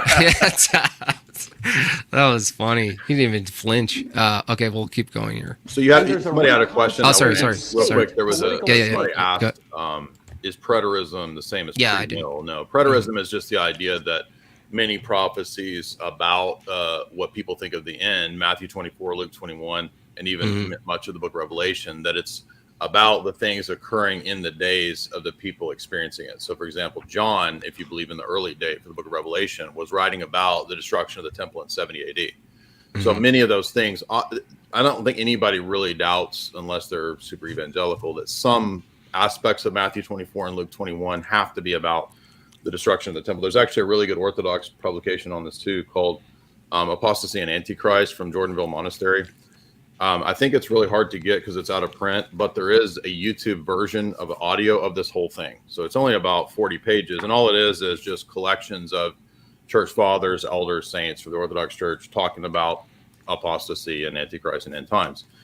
And it notes as well that much of what we are looking at in Luke 21 and Matthew 24 on page 22 is the fulfilled in 70 AD. It says, the Holy Fathers of the Church explain that these words at this point are about the destruction of the temple in 70 AD, which is a prototype of the future Great Tribulation and end of the world. So what happens here is that no dispensationalist believes in anything preterist at all. So that's what's often called partial preterism. That's what I mentioned earlier about the dating of some of the events of the book of Revelation and when it happened. That's different from premillennialism, which is about the 1,000-year reign. And does Jesus come back before he sets up a 1,000-year earthly reign, or is the 1,000-year reign typically called amillennialism, meaning that there's no literal millennium? It's just the reign of the church for an indefinite amount of time. Right. And Jay, that means Orthodox and Catholics are partial. Well, if they dig into it. So, for example, I've got several Catholic commentaries in the book of Revelation 2, and the commentaries that I have do not talk about preterism. But I do have the Missal, the Roman Catholic Missal, the traditional Latin Mass Missal, which does mention preterist stuff. So it's just kind of like you got to dig, and there's not really official positions in anybody's church on specifics of end time stuff. It's kind of like, well, what did what did Chrysostom say? What did Cyril say? What did Athanasius say? Right. So we're looking at them. There's not like a papal statement on this stuff. It's just kind of like you got to dig to find stuff. Yeah. Because this position was never popular in either Orthodoxy or Catholicism, and usually you get these statements after there's been some turmoil with people going for a position. But I wanted to mention, as far as partial preterism is concerned, it's a very consistent pattern in the Bible that God does something in a smaller sense, and then it comes to full fulfillment later on, like a sort of advanced payment. Exactly. So we get Israel, the old Israel. It is freed from slavery under Egypt and brought into the promised land, not fully by a man called Moses, but a man called Jesus, or Joshua, again in English. I won't complain about that too much, although it really irks me. Likewise, the full promise is then fulfilled by everyone who becomes part of the new Israel, the church, is freed from slavery under sin, under Satan, under the prince of this world, and brought into the kingdom of God, not again by Mosaic law, but by a man called Jesus. So again, over and over again, we get these patterns. Likewise, we can see the destruction of Jerusalem as a prototype, let's say, for what can happen later on. That does not mean like any serious church structure, let's say. I don't want to use the term church willy-nilly, but doesn't just look around for any geopolitical event, any scientific advancement, and just go, oh, well, there we are, chapter 7. Here we go, turn the page. Yeah, turn the comic book page. The trumpet is beginning to sound, yeah, softly. Totally. Yeah. Like a fade-in is starting. Yeah, you set the stage, right? Getting your costumes. There's another key to this too that you can see, and the Orthodox have an advantage in this regard because we have first, second, and third Maccabees in our Bible, and that actually helps us with this eschatology, because a lot of the passages where Jesus talks about what's Luke 21, Matthew 24, what's called the Olivet Discourse, those passages refer to an abomination of desolation, the abomination, right? What is this? How do we know what this is? Well, if we know the Old Testament, we know it really well, because we know, for example, the temple, Israel was destroyed 586 BC, right? The temple gets destroyed, gets defiled. That's the first defiling or the abomination of desolation, right? When the Babylonians come in. Then, people don't know this, but if you read the Maccabees, you know that there's another mirrored abomination. This is the abomination of desolation of the next temple that Daniel writes about. So when Daniel writes about this famous abomination of desolation, this is after 586 BC, right? Daniel's writing about what's going to happen in this future Maccabean period. We get an abomination of the desolation of the Maccabees, and then in third Maccabees, there's another abomination with the Egyptian ruler Ptolemy. So we get another. So there's mirroring abominations of defilings of the temple, right? So if Jesus in his day is referring to another one, what would be the next? The only possible fulfillment would be the destruction of the temple, which happens 40 years after Jesus talks about that, 70 AD. So we know that 70 AD has to be one of these clear fulfillments of the abomination of desolation. And the last thing I would say on that is just that the future desolation, whatever that is, that's debated. Some of the church fathers think that there will be a rebuilt temple, which would be Antichrist's temple, and because it would be the reinstitution of the sacrifices that were done away with and fulfilled in Christ, animal sacrifices. Many church fathers, saints say that would be a sign of the end, because that would be Antichrist's temple. Some church fathers say, well, the final apostasy, the great apostasy that we read about in Paul's letter to the Thessalonians, has to be something not in an actual temple, but in the church. So there's a bit of a debate amongst exegetes and theologians, church fathers, as to whether the great apostasy and when Paul, it's the text where Paul says the man of sin will stand up in the temple in the church of God, proclaim himself to be God. Does that mean a spiritual temple of the church where a man within the church causes an apostasy, or does it mean an actual literal rebuilt temple in Israel? I tend to actually think, I think there will be an apostasy of the church whenever that is, but I tend to think that it is talking about a rebuilt temple. Jay, I just want to remind you that if something's debated, that means there is no truth about it. So I just wanted to. According to Daniel, that's correct. that was really funny. And by the way, he knows good and well, when you get into the nuances of Islamic debates on the attributes of Allah, he knows good and well they debate this all day long, and it's not clear and simple. That's just a sales pitch. Yeah, they actually had wars. They had slaughterings over whether the Quran is created or uncreated. Well, and anyone who thinks Islam is our thing is wrong. Well, they'll call each other idolaters and shirk over the anthropomorphic view. So Jake and Daniel believe in anthropomorphic views of Allah. Yeah, Salafi. And the other Muslims will say that they're committing shirk by doing that. Jay, would you debate Sneeko, or you think it's wrong to punch retards? I don't think Sneeko actually will debate anyone. No, he won't debate anyone. He's just talking. Yeah. No, I actually think sneaky. I think he's actually gonna leave Islam That's my hope. Meeting him in person, I think he occurs as like the little brother type, where he's just like wide-eyed and like, I want to get to the truth, man. Like this kind of thing.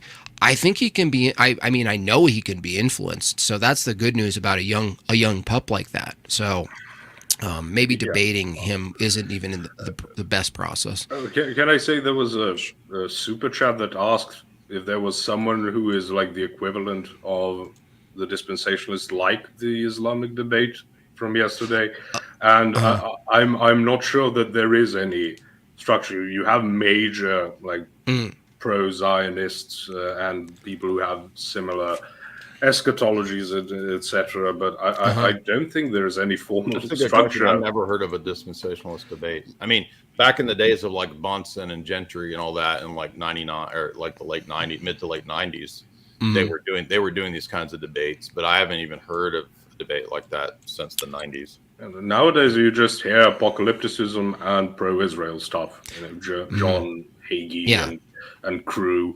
You know, just going over, whoever blesses you, Israel. The blood moon tide.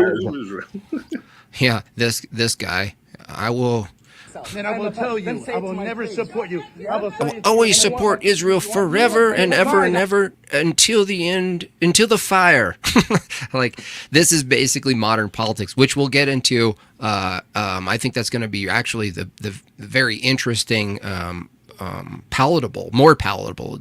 A lot of the theology is important, but it's harder to wrap around, right? We think of this as an evangelical thing, which it is mainly.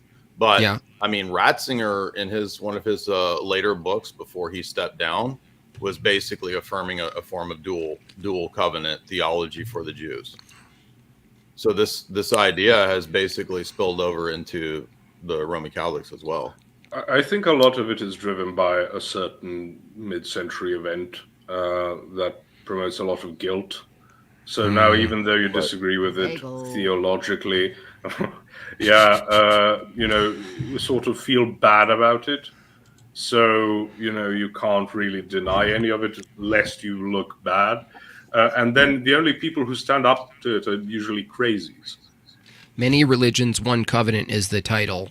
Joseph Cardinal Ratzinger. Yeah, that's Benedict XVI. So the so-called trad pope, right, was saying all kinds of crazy stuff. So, okay, we'll just press play and see where this guy takes us. I can't even tell. I don't know if it matters, the person who's presenting this, if he's advocating or just simply describing. I don't know if it matters. Of Israel, and Christ is actually ruling through ethnic Jewish people during this millennial period. I don't think anybody in the history of the church until Darby had ever actually suggested that particular hypothesis. The church has removed, as I say, the term of art that is used is that the church is raptured. The term is not found in the Bible, but it's usually an allusion to 1 Thessalonians chapter 5. So the church is taken out in a kind of blink of an eye sort of event, and that takes place before this millennial era begins. Old Testament prophecies that look forward to a time of rich blessing. And of course, the Old Testament has many of these. Isaiah, Zechariah, Ezekiel, others, all sort of look forward. For the most part, all of the prophets have some idea of a great period of blessing in the future. Generally speaking, Trump. Is that what is that one of the, do you think that could be smuggled in as that, or you get to choose whatever that is? Is it the 80s? I mean, the 80s were, someone could say the 80s were pretty. I sent you that picture that the MAGA hat is the mark of the beast. It's the mark of the beast, right? On the forehead. Oh, right. I'm interpreting this all wrong. I'm not even sure. Those have been identified with God's work among his people in some sense or other in unfolding history. Classical Christianity would say those are describing God's blessings on the world through his work in the church, that sort of thing. However, Darby says all of those predictions actually refer to the kingdom, not anything that God is doing through the church. So those prophecies are actually prophecies of a coming millennium. Immediately before the millennium is a period that Darby called the Great Tribulation, borrowing that term, of course, from the New Testament itself. This is a 7-year period of time It precedes the second coming of Christ. It is also identified by Darby, and again, he appears to be the first one to suggest this hypothesis. He identifies the... I have a question. It might be really dumb. When people refer to the coming of Christ, are they including the birth and manifestation of Christ as man as the first, or are they talking about the resurrection as the first? The second coming, the coming in judgment. Okay, gotcha. That's what they're talking about. Okay, go. 7-year period of the Great Tribulation as the 70th week of Daniel. Now, if you've been in the class or have otherwise studied these things, you know that Daniel chapter 9. Point here? Yeah. I know you probably don't want me to keep interrupting. No, you can keep. This is really important. You guys are driving this basically. So it's really important with Daniel's 70th week because it's a really important prophecy for Christianity, because it's basically Daniel in his book looks back to Jeremiah, and he realizes certain things about what God's going to do in history. He says in Daniel by reading Jeremiah. And Jeremiah talked about 70s and the dividing up times into 7s and 70s. And so Daniel comes up with this idea that there would be a determined amount of time for the nation of Israel. Now, remember, Daniel's writing in captivity, so he's writing as if the nation will be restored. And then he predicts that there's this period of basically 7 years times 70, which is 490, right? The last 7 years is this 7-year period that Daniel is talking about. And he says in this last 7 years, this is really important because this is a really stupid thing that the dispensationalists do. Daniel says that in this last week, which is a week is just 7 years, it's a week of years. This last 7 years will include I'll read what he says. 70 weeks are determined, and then I'll skip down to the last.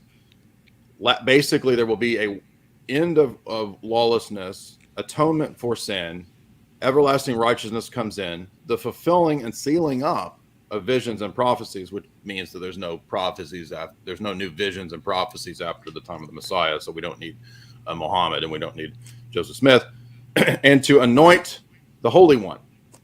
And then he says, this will be the coming of Messiah the Prince. Okay. Now, the dummy dispensationalists are so stupid that they go with the Masoretic text, not the Septuagint, because the Septuagint makes it clear that it's Messiah the Prince. The Masoretic text says the Prince to come. They say that's the Antichrist. And so they actually say that this last week is paused so Jesus comes, and then because the Jews rejected Christ, the last 7 years is paused to be the 7-year tribulation, thousands of years into the future after the time of Christ. Okay, there's nothing in the passage that says anything about this. The passage actually says all of these things are fulfilled when the Messiah comes. This is Daniel 9, 24 to 27, right? 24, 25, excuse me. Right, and then it even says that the Messiah will be cut off in verse 26. And this will be a fulfillment of the desolation. So they introduced a sort of Nintendo arbitrary pause in their game. Yep. Yeah, because even though it's identified in the very passage that it's the Messiah, the Prince, especially if you read the Septuagint, then the next verse says that after this time, the Anointed One will be put to death. The death of the Messiah. It's so clear. And right. These idiots destroy one of the strongest proofs of Christianity and the prediction of the Messiah being put to death. These idiots destroy it, make it something 2,000 years, 3,000 years into the future. And by the way, the Jews were very aware of this timeline in the time of Christ. And if that's why people were already, if you claim, they start asking you questions, they don't just say, well, that's ridiculous. No. They were very aware of the timeline with the 70 weeks of years, that's 490 years. Years and numbers in general in the ancient world were rounded up massively. It's simply how things worked. We are very methodical nowadays, in large part due to the availability of writing and material, both as in ink and as in a medium of writing. So we are much more, I want to say anal about it, but yeah. Many rabbinic Jews, Hasidic Jews, they actually pronounce a curse on Gentiles that read this passage because this passage is so. I'm serious, it's so difficult for them that they'll they do a curse on the Gentiles that They read just it. spit. They just spit. Yeah, they spit just and, randomly. They like drink. It's I think they do it on Purim. I can't remember. They'll drink wine and spit at the Jews that read. Yeah. They have super. They have super soakers, and they just spray people who visit. Pentecostal Judaism. Wait a second. Are you saying that the dispensationalist view is partial to it just happens to be partial to a bagel view? Yes. That the best possible thing you can appeal to as far as a prophecy of Jesus as God is rejected, which is weird if you're taking a Christian view, right? So you'd be like, why would you pick the one thing that really sets people into a Spurgy frenzy, right? So, and on top of this, because it's such a damaging, dangerous passage, I also think they're not actually allowed to read this for a long time unless they're older Jews, and there's some rule about not being able to read it until they're like 40. So, or maybe they're not allowed to talk on it in the synagogue. I don't know. There's some weird strictures on it. But what's weird about that is the passage is so clear, and it even describes the death of the Anointed One, that in the Talmud they have a position that there's two messiahs, right? So if you hear Jews debate, they'll say there's no passage that talks about the death of the Messiah. Right. However, they're being disingenuous because the Talmud actually says there's two messiahs, one of whom dies. They believe in Messiah ben Joseph and Messiah ben David, and one of them dies. So they even believe the Messiah dies. But to get around these passages, they've invented two different messiahs. Yeah, and like with this position of elongating that last week, you, with all Protestantism, you tie yourself to a certain conclusion, and then you reverse engineer any interpretation, including, an uneasy relationship, for example, of Luther with the Epistle of James, because you need to come to this conclusion. So if anything is a bother to it, you're going to reject it or at least discredit it. It's a very commonplace thing. So there's no way this is saying what it's saying. It has to say something that is in line with my expectation. And then we have to listen to these exact same people tell us how we apply different interpretive schemas in some self-serving manner. And it's, again, there's no such thing as plain reading, but if we just read it, it's pretty clear. Now, as I said, there's no such thing as plain reading, but it works with everything else. It works with Isaiah. It works with the Psalms. That's a great point. Yeah. It locks with everything else. They believe in the simple, clear perspicuity of Scripture, simple meaning. However, when you get to Daniel 9, no, there's this pause, and it's 2,000 years later, and it's just crazy. All of a sudden, perspicuity is gone, and then they establish some type of hierarchy of what is clear, what isn't, what is less clear, and then the more clear interprets the less clear. And usually that means, well, what agrees with me is more clear. What disagrees with me should be colored by what agrees with me. Sounds very Islamic. Massively Islam, so. Protestantism, and Judaism all have the same simple meaning and book worship perspective. Speaking of not talking about things in public, in the last couple of years, there's been a complete collapse in the Islamic argument of the miraculous perfect preservation of the Quran. I don't know how anyone ever got to that point, considering what the Hadiths say. Right. Why it was codified in the first place was because a lot of it was lost with all the reciters. Quran means the recitations. All these reciters dying in battle or of old age or whatever means of death. So they decide, okay, we need to write it down. Everything we still have, we need to write it down and keep it. That was replete with problems. But a couple of years ago, Sneako's mentor, Mohammed Hijab, had a guy on this that was saying that it's not just perfect. a guy. That's Yasser Qadi. Yeah, one of their father scholars, His father wrote a book on the sciences of the Quran. So he's not just someone who's well informed. He has a pedigree even with these types of things. And there are multiple, not interviews, but like lectures or things of him where he, to a, how shall we say, like an uneducated audience, like plebs, he says, no, perfect preservation, every dot, no difference. But then when he talks to, as they call the people of knowledge, which is to say the scholars, it's not that clear. And when Hijab had him on, Hijab kept pushing it until he said, these things should not be discussed among, before the masses, Yahi. You shouldn't talk about this with just commoners, filthy commoners here. This is something for us highly educated people, which is a very, very common thing with mystic religions, where you get this progressive revelation, so to speak, where you get more and more knowledge. This is what you'll get, as Jay said, you will get it with Islam and Judaism, especially with problem parts. And then Protestantism, I don't know, they don't do that. They just sort of wing everything. And I don't know, it's sort of like you never let them know your next move. You can't really predict something. That's providential that you said that, Posh, because literally I had just watched that video 2 nights ago. I'd never seen it, this interview. And I just happened upon this interview. It popped up in my my feed. It's called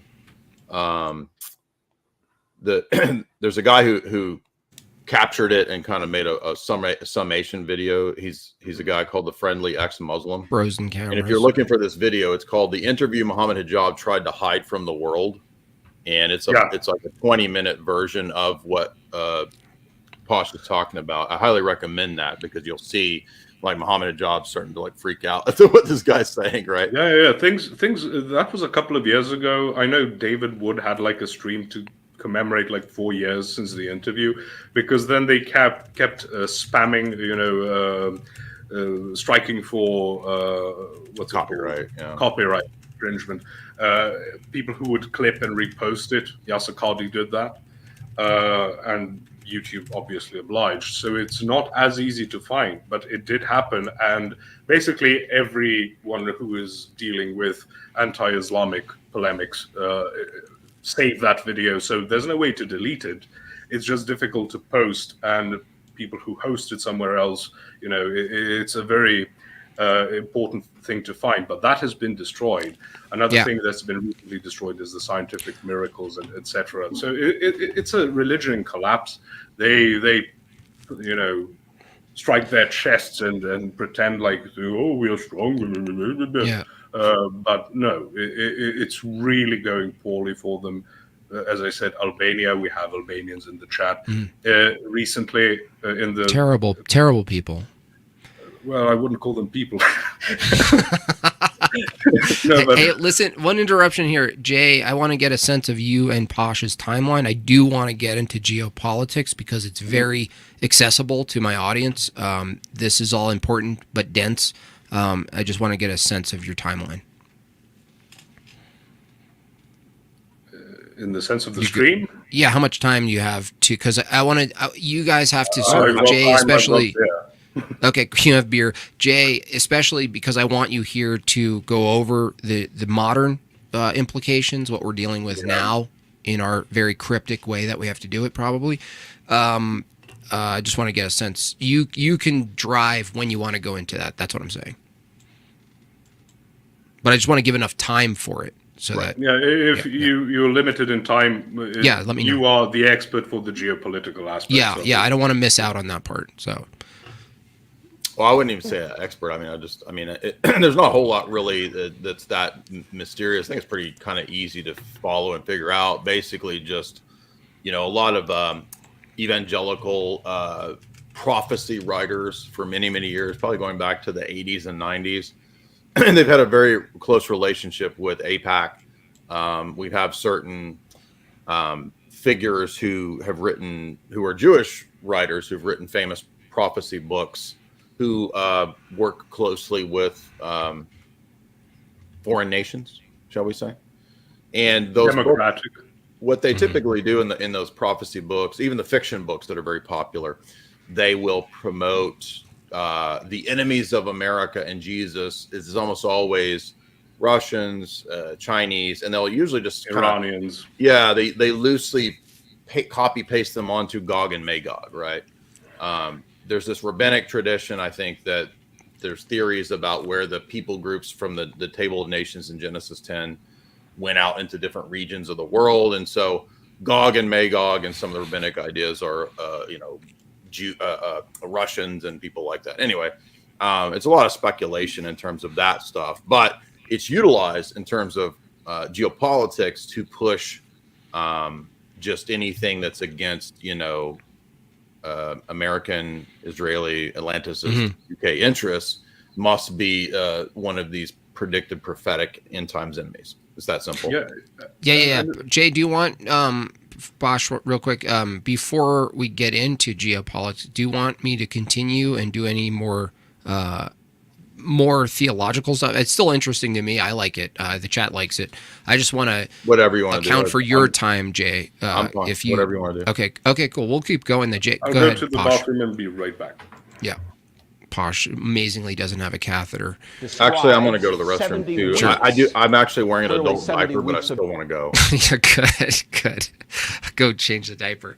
Well, this is a good time to look at some super chats, so I don't miss them out. Okay. Why did the Muslims say that slavery argument like the atheist? Well, because FB, if you're talking about Daniel or the other dude, they don't really have a standard because, if you saw their argument was conceding, even with the pedo thing.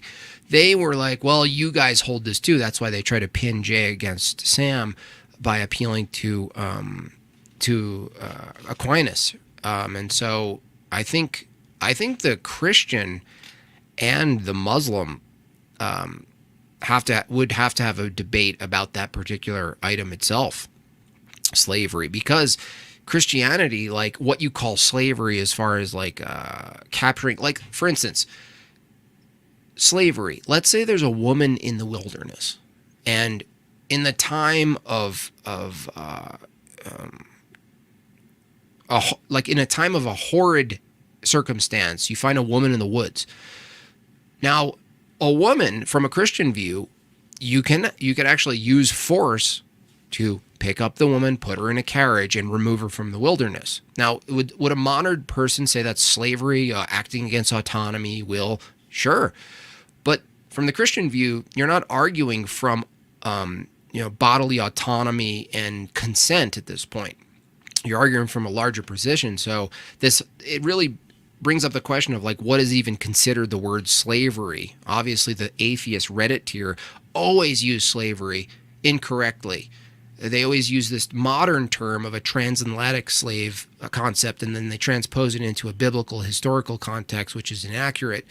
But even if you granted that, the atheist still has no justification for why any of this is wrong. So they're not even doing an internal critique, which Jay and myself and many others, I don't know what it's going to take to train our opposition in this distinction called an internal critique. I don't know what's going on with their minds. I don't know how to do it. I wish they would do it because it's actually more fun to debate that way. So, Jay, you can answer this because you were in the debate itself. Why did the Muslim say the slavery argument like the atheist? Well, because that's their foundation is just as absent. Well, what they tended to do in their approach is utilize anything that an unbelieving higher critical scholar or an atheist uses. And so they just kind of latch onto any kind of argumentation that they find out there. It doesn't matter the source. And this is really, I think, a weakness of theirs because, for example, when they appeal to all these atheist scholars and academics, they don't mention the fact that none of those atheist scholars and academics believe in the Quran. So it's like they only will utilize this argument to attack, Christianity. They totally ignore all the same scholars talking about how silly the Quranic narratives and the hadiths are. But so they just latch on to whatever's out there. But no, I think the laws of Christianity are way more humanitarian, obviously, than the traditional laws of Islam. I'd like to make a couple of points on slavery, because there was a Protestant guy who said that one of the worst missed opportunities for the Council of Nicaea is that they didn't ban slavery. Now, I don't know how he expected that to happen, how a council of bishops could ban slavery. They could put it forward or something, I suppose. But people miss very simple historical realities. It wasn't that maybe for the Roman Empire this was different, but for most of human history and most places which weren't highly, highly developed, and then even there, you don't get freed from slavery and then you go and, start working in a shop, I don't know, like was called, never mind, I can't make a joke if I can't remember the name of a shop, but you don't start your own podcast, you don't start making your own trinkets or something. Mm-hmm. That is not an option, which is why there's a stipulation in the Bible and the Mosaic law that if you want to stay as a slave, there's a process for it. You get your ear pierced and, certain signs of it. Why? Because at least you would get food and shelter, which is not even a probability if you just go out on your own after being a slave. I will add really quick, basically, to reference the woman in the woods during a wartime, the modern person who's, slavery bad, Christianity false. Do you think that woman in the woods is going to build a treehouse and have some sort of weird OnlyFans from the treehouse and she's going to make her way in the world? No, the man will be like, no, I'm going to pluck you from the wilderness, even against your will, and I'm going to make a better life for you because I'm leading you. So continue, Posh. Right.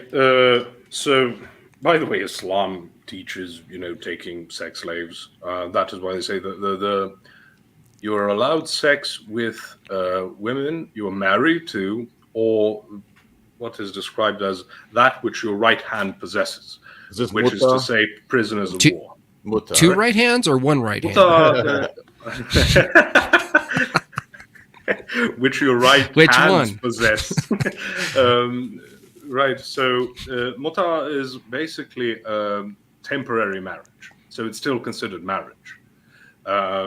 Now, the Sunnis will tell you that this is a Shia practice, but then again, as with all things in Islam, depends on whom you ask. But even muta is considered marriage, and therefore nikah is permitted. What's up, nikah? Sorry, the second beer kicked in. You don't want to know what that means. Maybe. Because you basically said, what's up, effers?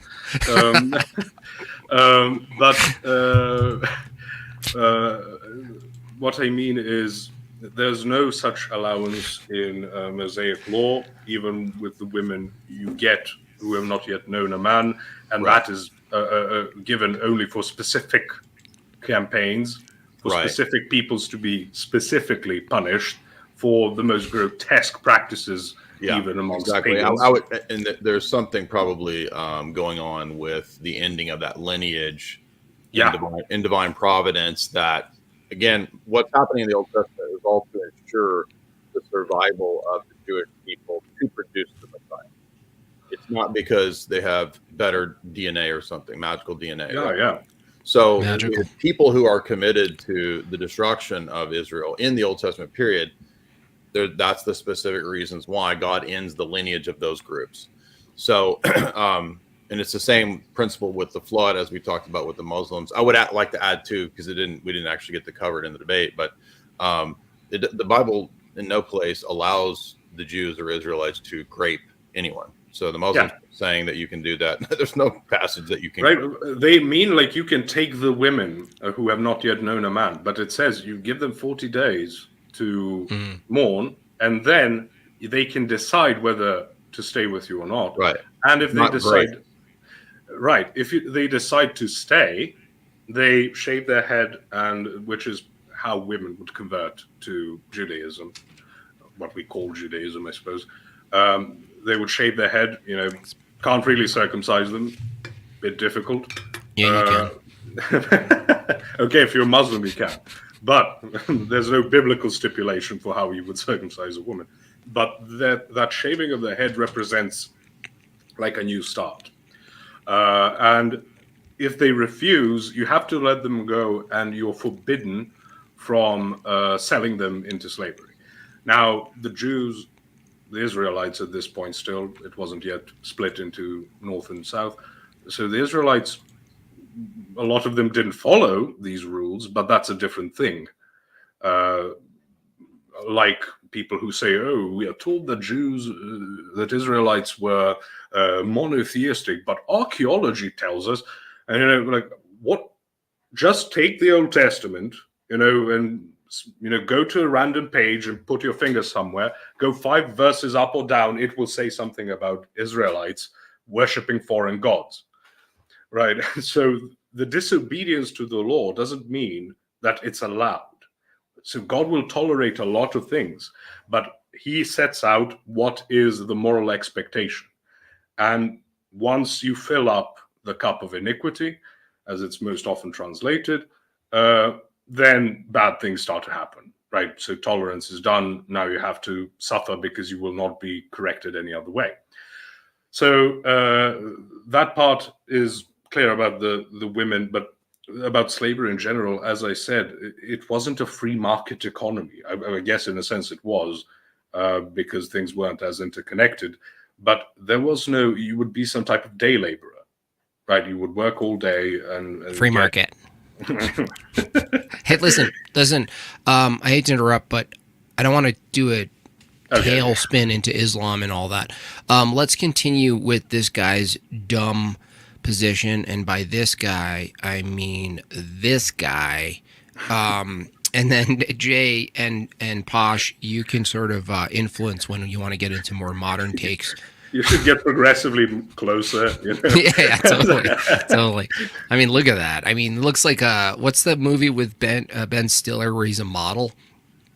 It's kind of like that. No idea. Where he's a model and he's all Zoolander. looking at the camera. Yeah, Zoolander. He's got a Zoolander. Darby's doing Blue Steel. Vibe. Yeah, he looks offensively Irish, by the way. He is very Irish. Yeah, he is. Of years, from the going forth of the order to rebuild Jerusalem to the coming of Messiah. So many of the thinkers down through history have played with these 70 weeks of Daniel. All of them, of course, envisioning that the 70 weeks expire with the advent of Messiah and the beginning of the work of Christ through his church and so on.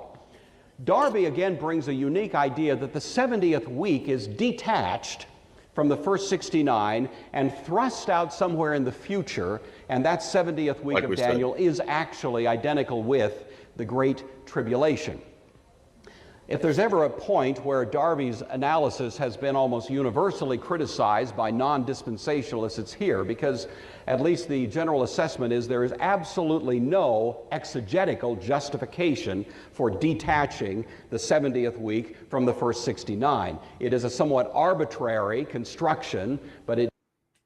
Yeah, he has to do that to make it work, right? And by the way, every time you hear, had this unique take, that should tell you everything you need to know. 69. does make the team hang together better to view it that way, so that's what he does. The church is raptured out before the tribulation. Now this again was a notion that seems to have been borrowed from Edward Irving. We talked about him a couple of weeks ago, and at least there's fairly good documentation that Edward Irving got the idea of a tribulation period and a church being raptured out in an ecstatic utterance from a young woman named Margaret MacDonald in one of his somewhat Pentecostal... Jay, why... I'm sorry, you may have said this, but why was it the week before and not like 68 or something? Like, why wasn't it 2 weeks? Did you clarify that? Like, what was why the last week? Well, the last week is the one that's where all the heavy, crazy stuff happens. Oh, okay, that's why. Okay. Let me read this passage, if you don't mind. It's not long. Do you want me to read it, or would you rather? Yeah, do it, man. I'm open. Okay, so basically it says, all of the measure of the sins are going to be fulfilled and everything finished and determined within this period of 70 weeks, which is not, it's 490 years. It's weeks of years. Okay. It will finish sin, wipe out lawlessness, atone for wrongdoing, bring righteousness, seal up vision and prophecy, and anoint the Holy One. You will know that there will be from the going forth of the word to rebuild Jerusalem. Now, this is the part that's somewhat debated because we have to go to different texts and look at Ezra to figure out when most people think Artaxerxes commissioned Ezra to rebuild the temple in 458 BC, which is 2nd Ezra 7, 7, and 8 in the Orthodox Study Bible.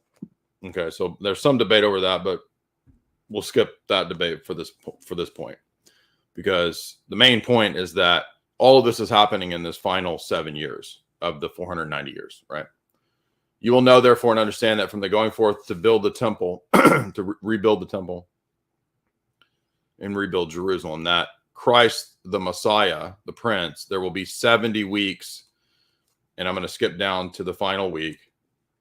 After these, the anointed one will be put to death, and there will be no judgment for him. And he will destroy the city and the sanctuary with the prince who is coming, and they shall cut off with a flood and end the war, with an end of war. And this will appoint the city to desolation.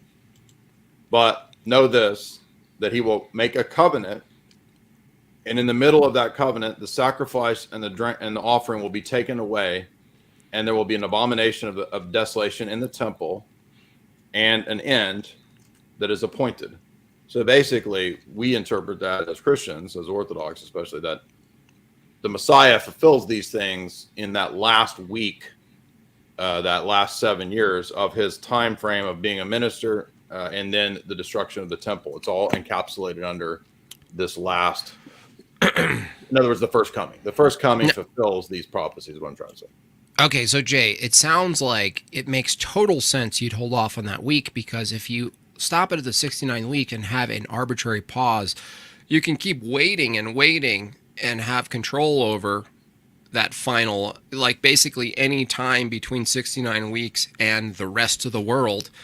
You're basically correct, like Posh said. You're just always right, because you've hit a arbitrary pause, so you can just keep manipulating real-time events, smuggling them into your dispensational view.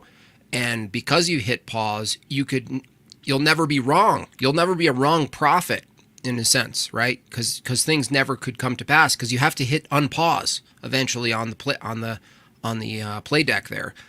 So it's that seems very deliberate to me. Not only what you just summarized. I forgot that the Epistle of Barnabas, which is not canonical, but it's a very early testament to the views of the early church, observes that this passage was fulfilled when the temple and the sanctuary were destroyed in 70 AD. Barnabas points out that a true temple was built, the body of Christ, during this time period. 70 weeks is determined to mean 70 weeks of years, or 490 years. The prophecy applies to Jeremiah's 70 years from Jeremiah 9:2, 25:11. And it says, according to St. Hippolytus, the vision concerns the time when the temple would be rebuilt, as well as the coming of the Messiah. And then Artaxerxes commissions Ezra to rebuild the temple in 458 BC. So, yeah, it's a little confusing with the weird weeks terminology, but that's essentially what's going on. Gotcha. Style meetings, you know. It was not developed by Edward Irving. He didn't work out an elaborate eschatology. But that kernel may have been the most important triggering idea in the whole thought of Darby, and he took that and ran with it a long way. And so it was this pre-tribulation rapture that in sense became the seed out of which so much of the rest of his eschatological schematic was developed. So the church is not only raptured out before the millennium, actually before this tribulation period. Most of the book of Revelation, according to Darby, is describing events in the future that occur during this tribulation period. This is what's called the futurist view of Revelation, that is describing events in the future. We've looked at the historicist view in some details. There's other views that were much less influential. The preterist view sees Revelation largely describing events taking place in the first century. Darby becomes the most famous of the futurist approaches to Revelation.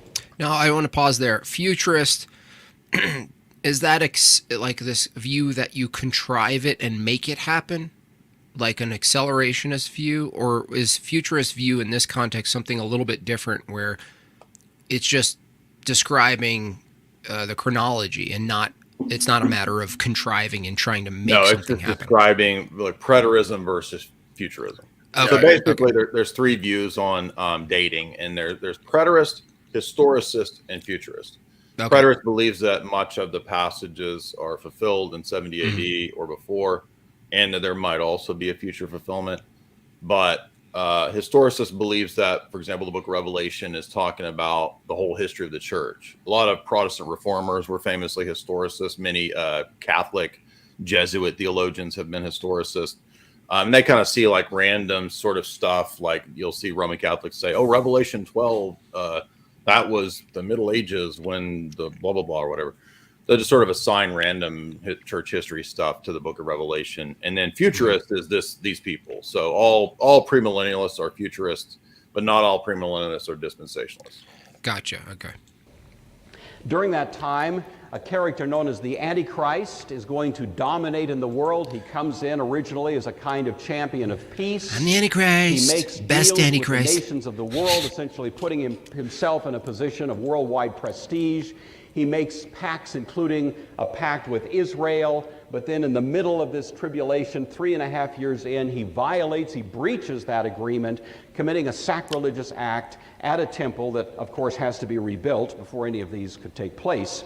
And that gives rise then to 3.5 years of horrific conditions in the world, culminating in a great battle mentioned in Revelation 16 called the Battle of Armageddon. Now, I want to just note as we move into the modern cultural context of all this, is that the dispensationalist view allows for seeing someone like Donald Trump or anyone else in the arena as you can take the view that he's the evil one.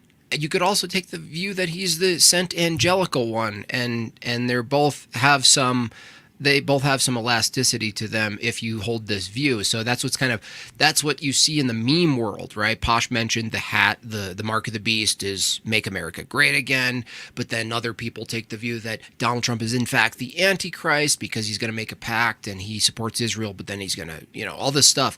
And it's just interesting that the elasticity that it gives you to hold this position because to point out again, that 69-week pause button really allows for any sort of crafting and writing in between.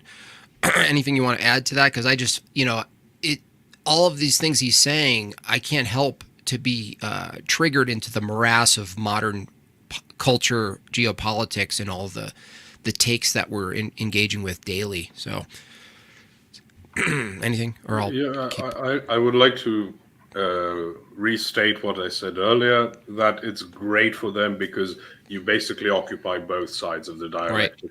Right. You can say, Trump is the Antichrist because look at him, he is a womanizer, he has worked in like New York real estate, so you can imagine, there's been some iffy things going on there, etc. But you can then have like religious leaders who stood by him. God uses imperfect people just to show his glory. God uses porn stars.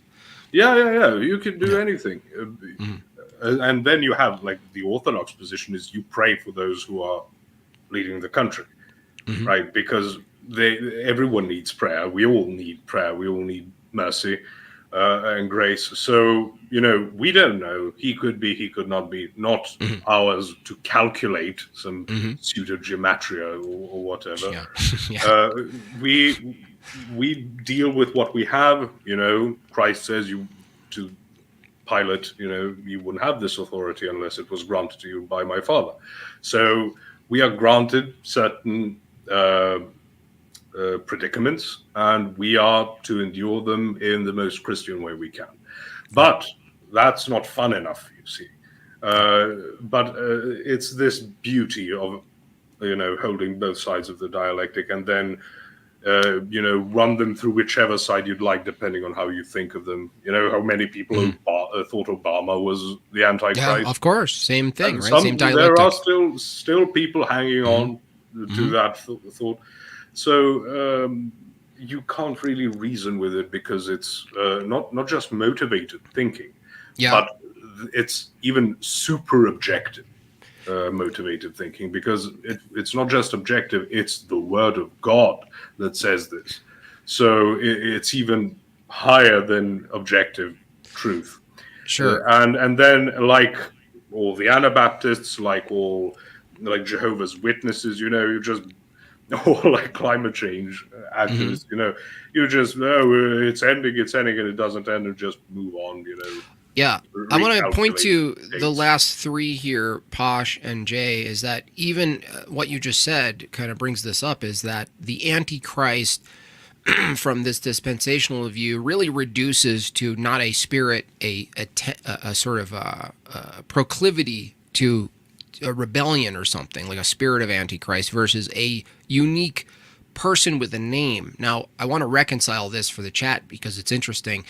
What would be the difference between a dispensationalist view of Antichrist as a distinction versus an Orthodox, let's say, in this case, view of Antichrist? Because it seems to be they hold the comic book view where you have to reduce Antichrist to a very specific kind of person, and it doesn't include the spirit of Antichrist. Now, is that different? Right, it seems like a good distinction to explore. I think you're right. Quick. They focus, they hyper focus on, that individual and his power or whatever.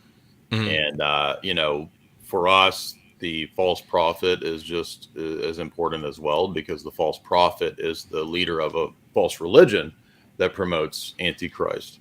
So both of those figures are really important, and you couldn't have Antichrist without the false prophet promoting the spirit of Antichrist. Right. So there's both. It's a mimic Messiah and a mimic church and a mimic Holy Spirit. So it's an inverted kind of Trinity, basically.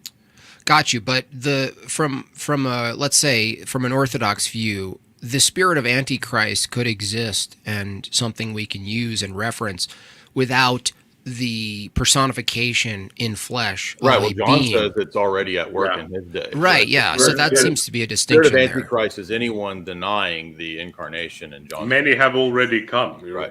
So gravy. but even people who go with like 666 or 616, which render Nero, that's not to say Nero is some guy who is this ultimate evil. Right. He is the archetype of the evil. He is the emperor of the Holy Roman Empire. Now, keep in mind, there's another key indicator that only Orthodox have an insight into, because if in 3rd Maccabees chapter 1, it mentions the fact that Ptolemy, who is a type of Antichrist, just like Nero, just like these other rulers are, Ptolemy mandates that in order to buy or sell, you have to take the mark of the ancient mysteries of Dionysius. So you have to get this leaf tattoo or mark in order to buy or sell. And so when John talks about the mark to buy or sell, it's the same spirit Ptolemy had that now Nero's having, and presumably also will be the spirit used at the end, whenever the end is. There'll be some kind of attempt to control all economic transactions and so forth, food and so forth too. Yeah, and important to mention is that there's also saying that this is the church basically offers a counter to it. So it's not going to be a medical procedure. Your local priest isn't going to get the holy jabbies or something. Or in Greece there was a whole mess a couple of decades ago with barcodes, because they thought, oh, you need these lines to buy stuff, right? So, Orthodoxy isn't fully immune to nonsense, because people really like flashy things. They like things that are easy to grasp and they like the immediacy of it, which is, again, wrong and unwise and should not be calculated by these pathetic means. But it's history plays out, and if you're going to use certain, like the four horsemen of the apocalypse, they're Canaanite deities. That's the image that is used to show it to people back in that day. So, like terminology is used in certain ways, we need to maintain that usage. That this is why phronema is so important. The phronema of the church is that you need to maintain the original meaning and take it on. And if you need to change the word, but don't change the meaning, but keep the graphemes and the phonemes. That's pointless. This is why this apocalypticism that's been prevalent for the last couple of centuries amongst certain strands of Protestantism are so powerful, because it seems so correct, even though you've actually moved from the meanings of the words that are used and the symbols that are used. So it bears no resemblance to the original. Like Jan Mathis rode out with a dozen people into thousands of soldiers and believed he would get victory. Obviously loses. Does that stop his cult? No, because he was chopped up and his head put on a pike. I think his genitals were nailed to city gates or whatever. But why does that make you so? Why does that make you so happy? Why wouldn't it? I'm only 2 beers in. I'm not too happy. But no, it's funny because you think it would stop the cult. It doesn't. They go and gather pieces of him into baskets and then wait for him to resurrect. Right. So you would think that they would be, somehow corrected by events unfolding in front of them, but no, it doesn't. They just recalibrate and move on. Are you guys okay moving in, Jay, specifically geopolitics, modern implications, effects of this shit view? Would you like to do that? Technical term, shit view. Yeah, shit view. Well, because we're dealing with the boomer.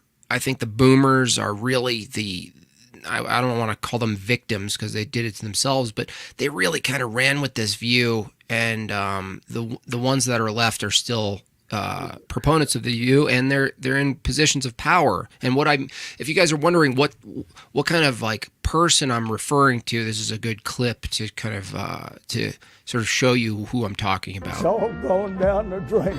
Our country going to hell in a handbasket. Nobody will have the fun I had. We haven't got the country we had when I was raised. That's the kind of spirit of it.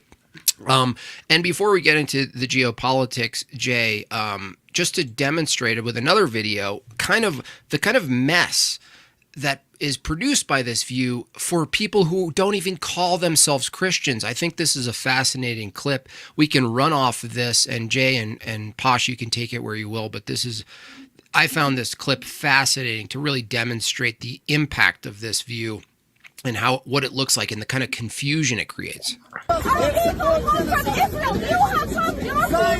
Zionism is a political movement which is causing bloodshed. That's where our family is from Israel. How can you hold that flag? This is because the actions of the Zionist people, they are responsible. What are you talking about? That's where our ancestors. We live in a beautiful peace.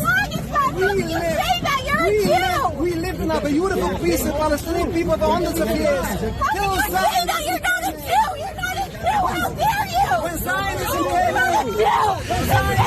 in, they caused their bloodshed. They caused rivers of bloodshed. How can you say that? You're Jewish! How can you change your own people? Who is a Jew? We're Jews! He was against Judaism. We're all Jews here, right? Yeah, so how are they saying that? Because they believe in God. Jewish, I'm standing it. I don't want that. That's our country. That is our country. How dare you say that about our own people? What's wrong with you? Who calls them Jewish?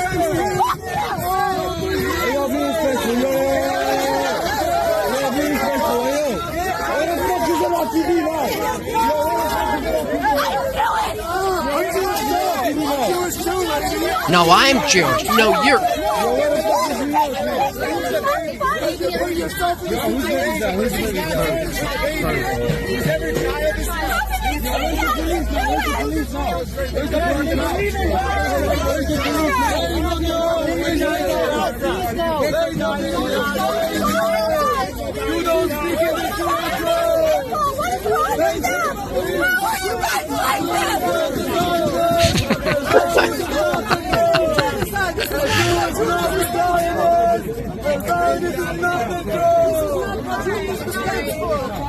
She's just flabbergasted.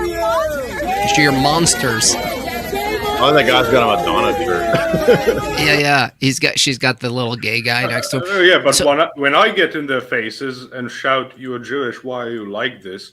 then I'm somehow a bad guy. You're terrible, yeah. So Jay and Posh, that image right there really sort of demonstrates the sort of catastrophe in the views collapsing, and that they don't even know what it means to say Jewish, or they don't know what it means to say support of Israel. It's all completely ripped apart. And watching that view, it's partially funny, but also horrifying. I got to say, I'm so happy to be on track to be in the church, because it makes sense of all of this. You're not confused. You look at this too. You could actually look at that woman as a cultural New York Jew or wherever she is, and she thinks Jewish is Jewish. And then the ortho bagels, as I call them, they're like, "What are you talking about? Like, we don't even agree with you here." And then really what they're talking about is this distinction. Like, one side sold a fake advertised Israel and what it means to be Jewish, and the other one holds a different view.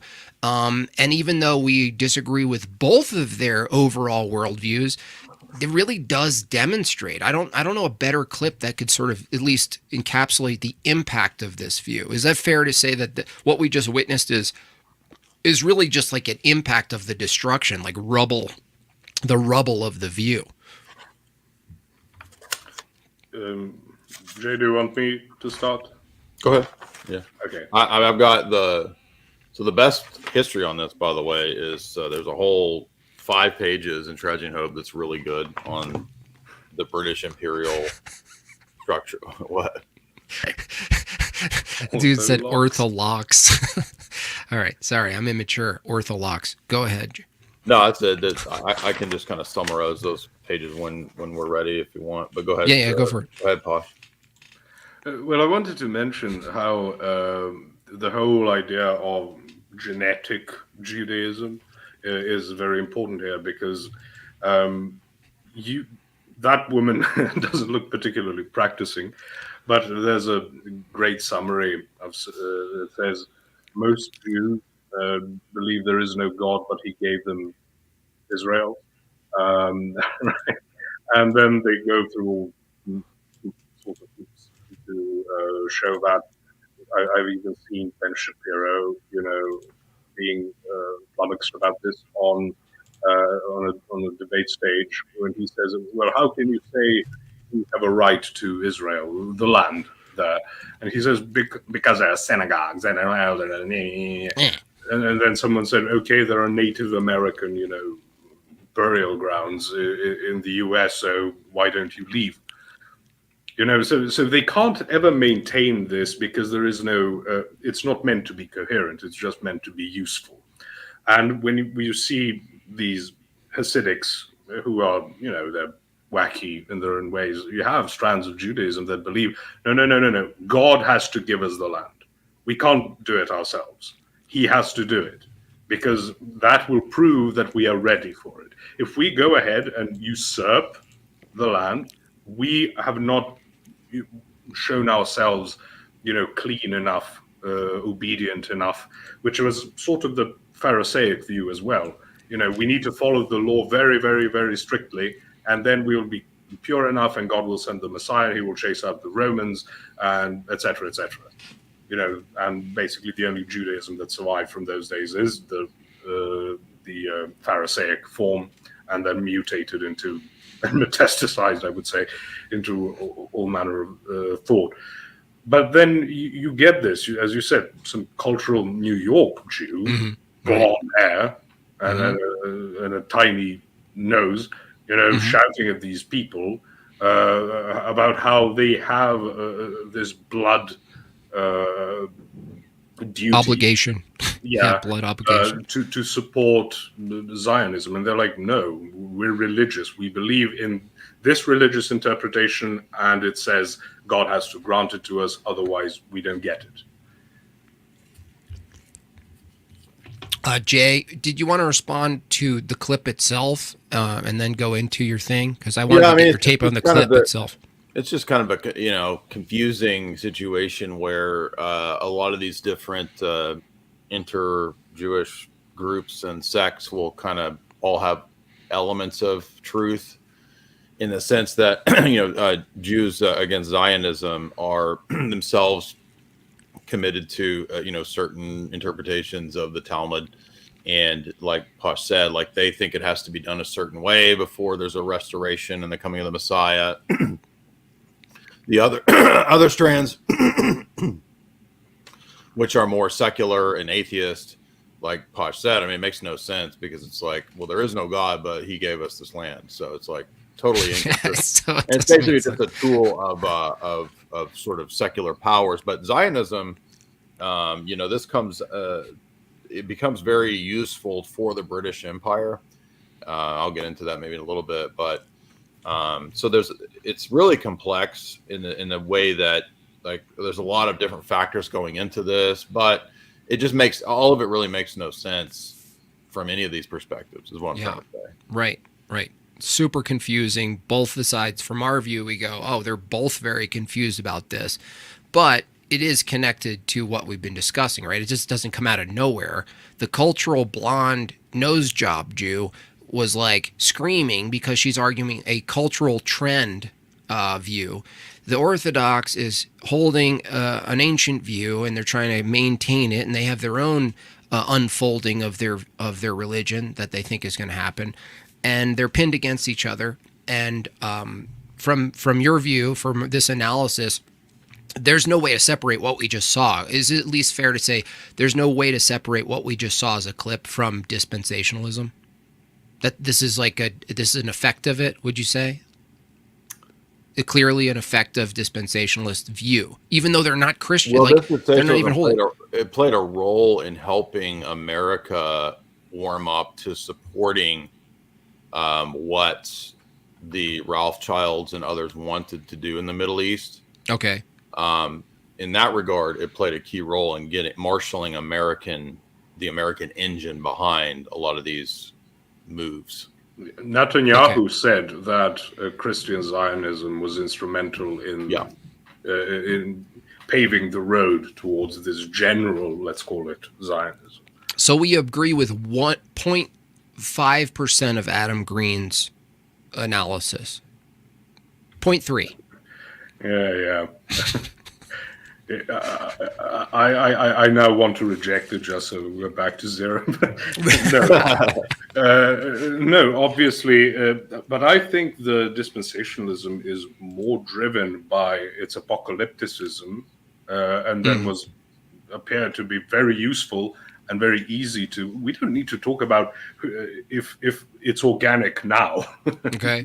Nowadays, you can trace it very easily to both intelligence agencies and different types of funding, and that started obviously with the start of the even the moral majority and all of these groups that really pushed on things and had this wind power of the Second World War and events therein, that really gave it a legitimacy, not just in religious circles, but even in secular circles, where they said, oh, we just need a place for Jews to go where they can be safe.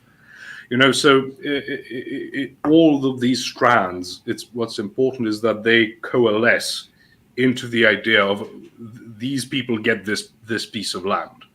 Whether you get it through, just to be safe, whether you get it through Christian Zionism, to Jewish Zionism, through whatever, what's important is the outcome. And whatever you need to say in the meantime, it just depends on how you so would the clip that I played exist even without the apocalyptic dispensational sort of let's call it chunts. It's like the chunts is like what you put in the pan first, onions and stuff. It's like the base of the meal. Do you think what I just played would be inevitable anyway without these kind of views affecting especially modern Western American politics?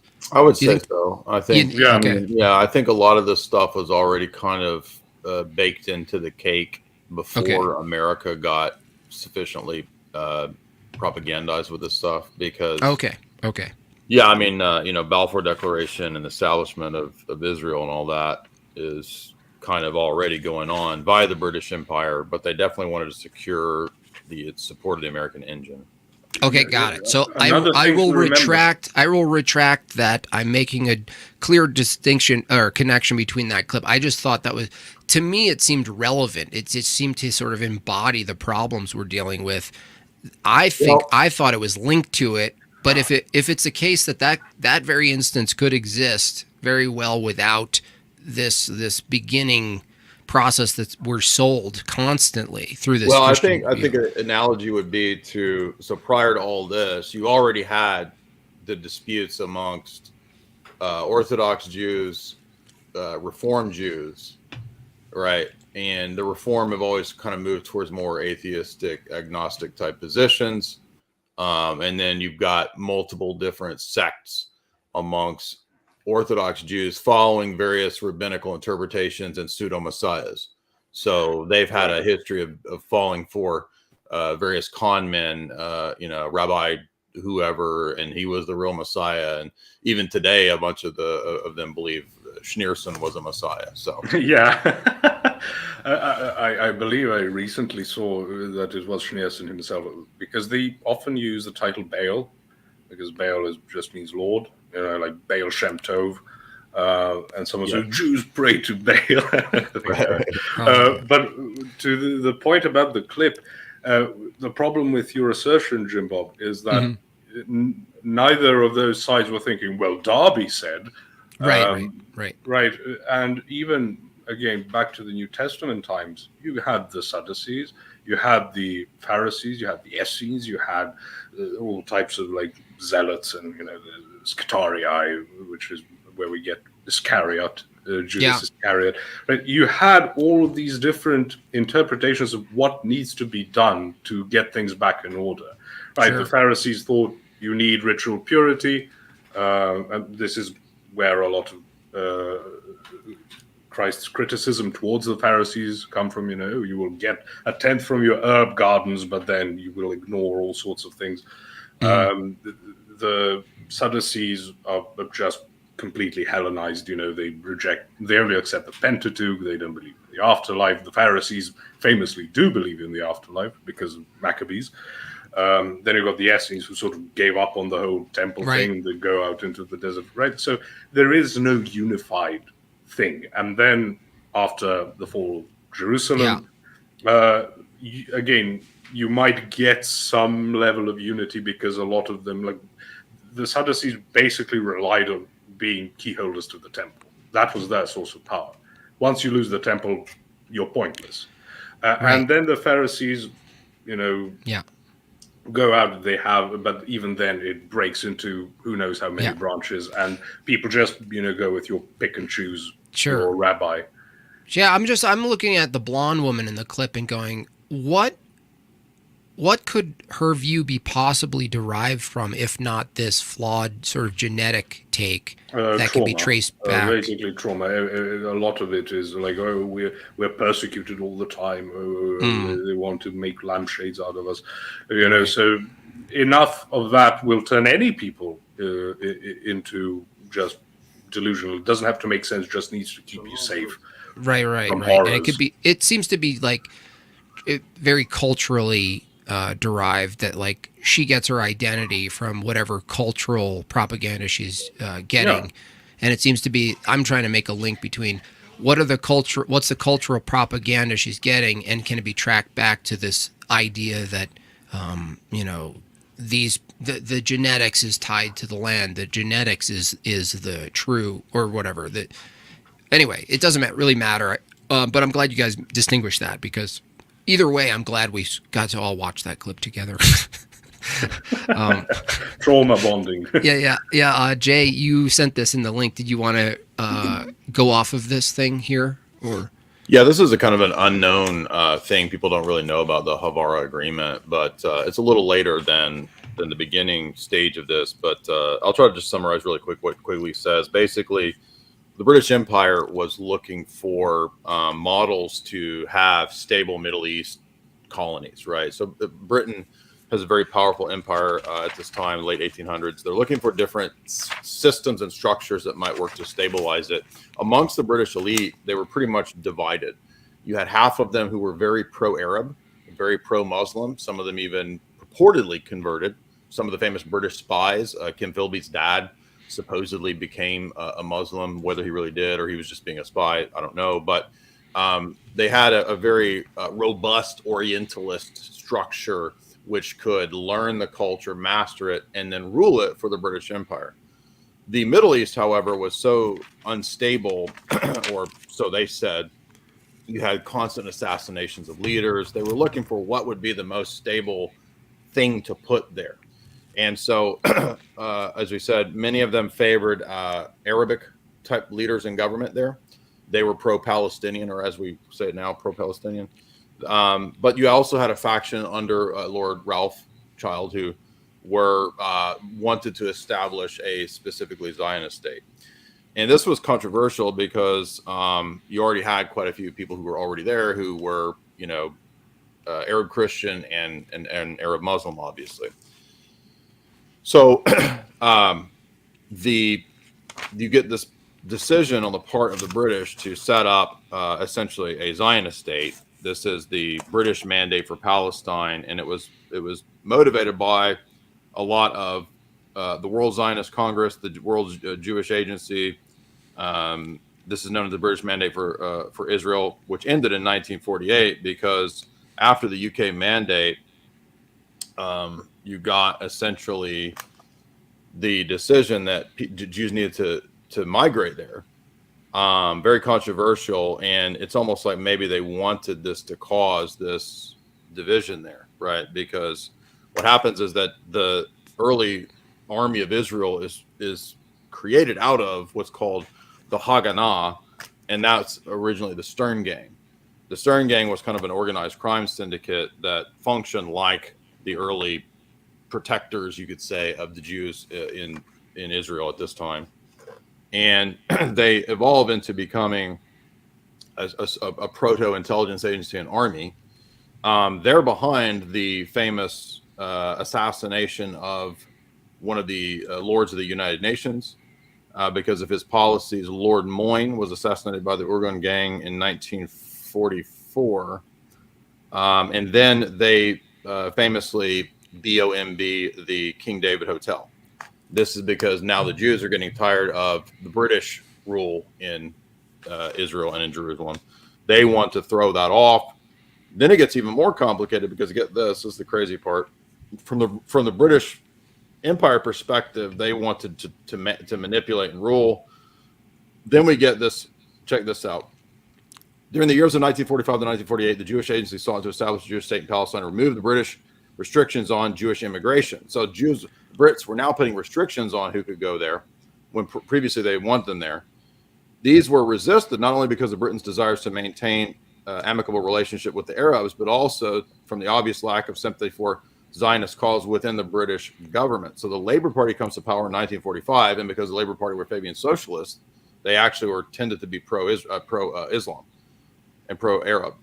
The immediate demand for the admission of 100,000 Jewish refugees from Europe was rejected by the British, and efforts to smuggle some of these in gave rise to conditions of quasi-warfare between British and Zionist groups. The Arab League of the neighboring Arab states, which had formed underneath British sponsorship in 1945, took as its chief aim the destruction of the Zionists and to block Jewish immigration. When the Labour government in June refused Zionist requests for admission of the 100,000 Jewish refugees and instead sought to arrest members of the Jewish Agency, the Irgun, in reprisal, blew up the British headquarters known as the King David Hotel in Jerusalem, and got rid of 100 people. The World Zionist Congress elected figures who were supposedly moderate, like Chaim Weizmann and David Ben-Gurion. The former won the election, and then you got the support for British mandate from the United States, which was unobtainable since Washington generally favored the Jewish side, while the British favored typically the Arab side. Thus, death sentences were carried out on the various Jewish terror groups. And in 1947, the British sought to escape the situation by appealing to the United Nations. And basically, they just handed this over to the Israeli government. So then Ben-Gurion steps into power in 1948 as the first president, I guess you could say, prime minister. September 20th, the Grand Mufti of Jerusalem was the chief Muslim religious leader of the Levant and collaborator with Tiny Mustache Man, and he proclaimed an Arab government for all of Palestine. What's funny is that he's a British intelligence agent. He's the guy that looks like exactly like Ryan Gosling. You should look. I wanted to mention. But he's an MI6 operative, and what's his name? I didn't know that. The Grand Mufti of Jerusalem. Yeah, he's a British intelligence operative. And he's working together with Tiny Mustache Man. So basically, the British are always trying to play both sides of everything, and it seemed to not really work out here. And so you end up getting the through a bunch of terror, the establishment of a Zionist regime, which is not explicitly religious, but utilizes the religious imagery and ideology to sort of bolster support. So that's the irony here, is that Christian Zionists in America support all these people who are essentially intelligence operatives and organized crime people in 1948 who don't believe anything religious at all. Wow, you ain't kidding. I told you. That's funny. Wow. The truthers are going to lose their shit. The body double, you know. Okay, Keanu so Reeves apparently has had many doppelgangers throughout history, but this person is rather peculiar in his function and his cooperation with a man whose mustache was even tinier than mine, and that takes some work. Yeah, that takes a lot. So Jay, based on what you laid out here and the agreement that we went over a little bit there that we had on the screen, a lot of Americans who are maybe completely unaware of the history we went over it with dispensationalism and how it then plays into sort of the narrative of geopolitics in America, especially, they're unaware of it, but they're participating in it. So do you think that it's useless or futile to even educate those kinds of people who just have this kind of impulsive loyalty? There's Ryan Gosling. Oh, look at Ryan Gosling with little mustache, man. Look at that. Yeah, they're talking about tea. And by the way, if you're interested in a book that covers the how he was British intelligence, it's F. William Ingdahl's book, Lost Hegemon, Whom the Gods Would Destroy. He's basically just detailed. There's a whole chapter on Grand Mufti as a British intelligence operative. But sorry, go ahead. No, I was going to say, like, what's the methodology now? Like, obviously doing a stream like this or anything like it that sort of sheds light on the summary of this view and how it plays into modern politics. I feel like we're in an era where people who take this immediate impulsive loyalty to Israel in the political arena, they're not going to really care what kind of history you bring up, right? So it's like, I guess what my question is, like, us as people who talk about this stuff and you know, analyze it and put it into its proper categories, is it useless? I mean, not to blackpill, but like, what is our duty here as far as like revealing it? Because I think it needs to be talked about more. The key is to understand, to not hate. I'm not saying you do this, but to not hate groups of people in collectives, because people are raised in things and people are indoctrinated with things that are. And I was thinking about this the more I was, you know, ruminating on the Muslim debate from last night. Like, people are sort of imprisoned, you know, in these systems, and the systems are not going to make you happy. You know what I mean? They don't provide what they claim to provide. So I see a lot of the people being manipulated. You know, the 100,000 Jews that were trying to migrate, they were supposed to migrate. You know, it's sort of like refugees are geopolitical tools on a chessboard. And so we should feel sorry for the people, but at the same time, like, for example, with Muslim refugees, like, they're also being used. So there's no easy answers. And I think that the more that we do understand the historical nuances of the situation, we have to try to be compassionate and concerned for people. Not that you guys aren't, but there's a reactionary tendency, right, where people are just like, oh, it's all this group, oh, it's all that group. You know, I mean, these people are pawns, they're tools, they're used. I think that the Ralph Child group utilizes these people. I don't know that they really believe the religion. And so I see it as kind of like a tool that they use to control people, much like a lot of Muslim caliphs probably didn't believe the religion, but they use it as a tool to, you know, energize armies and so forth to loot and plunder. I mean, Muhammad seems to have done that, right? So there's a pattern of using ideologies for these geopolitical ends. So I wouldn't say it's blackpilling. I would just say it's more so like understanding the nuances of the situation, and it's not always or totally one person's fault. But between the two people debating that we saw a minute ago and screaming, like, they're both kind of goofy. Yeah. Because we mustn't. I rail against abstractions all the time, because the problem with abstractions, as I say, it's a common phrase. Abstraction is subtraction. You need to take out a lot of peculiarities in order to have it as some type of abstract notion. And we tend to forget that these are human beings. If you're born, for example, into Islam, your family is Muslim. So you're going to have an innate, you know, desire to defend Islam, because no matter how, it's not no matter, but when people tell you, oh, Muhammad was this, he did that, and this is false, that is false, a lot of their thinking is, my family can't possibly be supporting this guy. My father is a great guy, my friends are great, you know, etc., etc. So it's a human thing. It's not input-output. They're not machines, and good thing that they're not machines. Those who do decide to convert or even abandon Islam take massive risks. Their families are put at risk. So with the clip that we saw earlier, right, these people grow up with this. I grew up, I'm cradle Orthodox, right? And a lot of things were blind spots for me, because that's how it is. You know, when people ask me, you know, why do you pray to saints? You know, I know, because they're awesome or something, and they help you out, right? But then you have to go and study the theology. Most people do it because of pure inertia. Others, like Sneeko or someone, might be just grifters, but might simply be completely demoralized by the state of the world, and they're looking for refuge.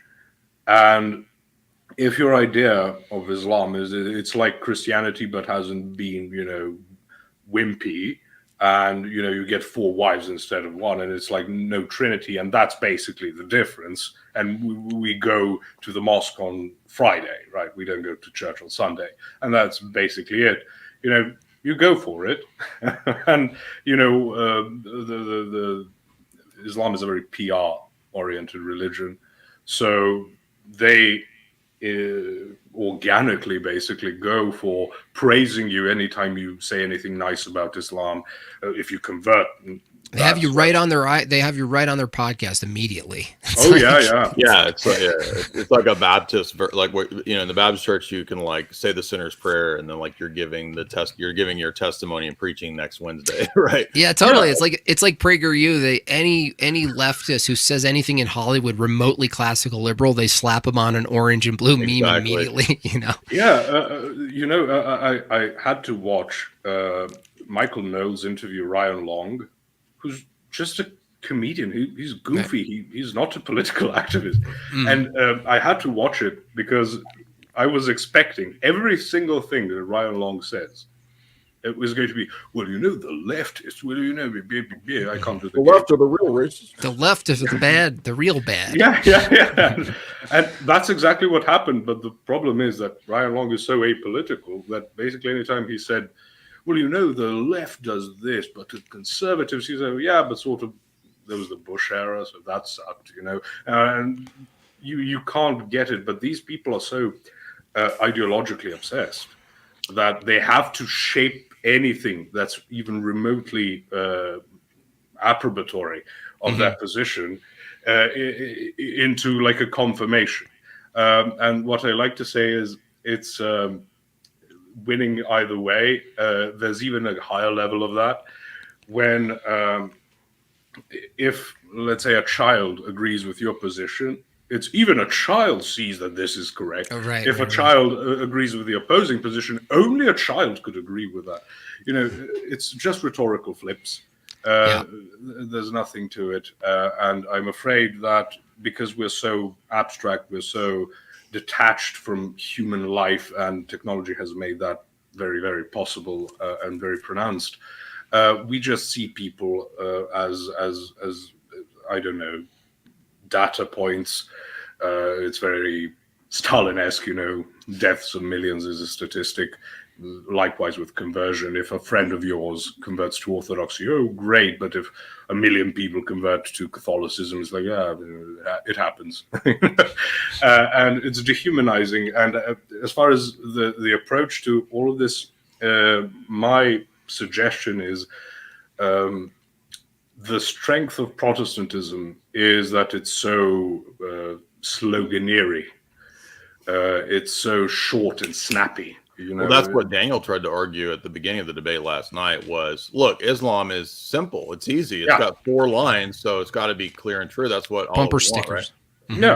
Yeah. So my suggestion is just try to make short arguments like I gave the one with why is, if Christ rules for 1,000 years, why is in the future, right? He establishes 1,000 years of just pure haven on earth, this kingdom, and then loosens up the devil at the end of it. What's the point of that? With our expectations, like we're in the millennium, and when the end is coming, you know, the reins of Satan are loosened a bit. Makes perfect sense. So that may be something you need to fight them with snippets, unfortunately, because the moment you use more than 5 sentences, all of a sudden, you know, that's not Bible, that's philosophy. I think that's philosophy. Like Sam's really good, for example, when he debates the Muslims, and like, because he's done it for so many years and so many times, like he knows like 3 sentences, right, of how to spit out like a problem for the Muslims within like 2 or 3 sentences. So he's really good at that. I wanted to point out that in our assessment of the dispensationalist view, its perversion of hermeneutics in scripture and its implications of policy, the reason I asked us all here is saying like asking the question, well, what should we do? How do we, is it more folders, right? Do we show more folders and reveal the truth of it? And I want to make this distinction that like if you use the exposing dispensationalism and it's all, you know, the nameums and, you know, the bagel people and, you know, properly show people, wake people up, you know, this kind of truth or take, it seems to me it's all useless if you're not bringing people to the church. And so in the end, it's like if we're using it for a cultural, you know, sort of a cultural trending use for it, we're using it as like technology, we're really just participating in the same game. And so, you know, that's why I made sure to let people know, well, it's not a black pill to look at the stuff and properly examine it, but the purpose of it isn't so that you can then use it for some sort of left-right dialectic, like, oh, and to get more people to understand this, and suddenly, and then we need more classical liberalism. Yeah, more liberalism, right? So that's my sentiment here, is that the purpose is to properly categorize things. If you're going to appeal to Scripture, Christianity, this is what it looks like to pervert it in some sort of notion toward the future that you want to craft in your own view. I feel like that's what Darby did, that he really perverted and turned Scripture and the practice and the faith into some sort of technology toward a end goal. And from our view, we don't know when that end goal is, and we couldn't claim that. And so our job is to practice, bring people into the church, and it's a much more, we're in humility. I mean, that view is in like sort of conquering, dominating, like getting the point across. And I know people in the chat are frustrated, not in this chat, but just generally speaking, they want something done. We're in a cultural war. We got to fix this. Everybody's fighting this kind of war. And it's kind of difficult to balance your theological view and praxis with some sort of like utility in the world that you're trying to get something done and plant your flag. And I know it's difficult for people because they want those results. And I don't know if you guys want to add on that, but how to balance this kind of notion of like getting results in your culture and winning the culture war and planting the flag of victory versus, well, that might not happen. You might have to actually practice Christianity when you're losing your whole life. So, I mean, just want to remind people of that. It mustn't be confused with some type of crypto prosperity gospel that if you're doing the right things, things will go well in a material sense. Look at this tomato. Yeah, there's absolutely no guarantee of it. In fact, you should expect things to go poorly. Worse. Yeah. I also keep saying, don't let things you're for be a function of things you're against. So don't oppose dispensationalism because you're against Israel. That's not a good. That's a good point. Foundation. If you want to support Israel because it's a counterbalance to Islam, it's the only democracy in the Middle East, whatever you want, my biggest contention with it is that it's not Christian. It's not what the church teaches. It's not biblical. It's heresy.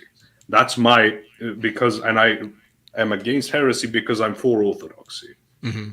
And you can twist yourself into so many pretzels or bagels, although they're not twisted, are they? You can loop yourself into so many, because you're against something. I'm against communism, so I'm going to. The Bible wants free markets and low taxes and gun rights.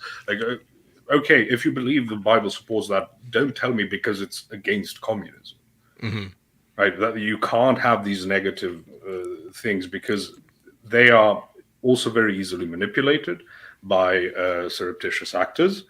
They see you're against something, so they'll just, how I like to illustrate it is if you're going to do the opposite of what I say, I just tell you to do the opposite of what I want.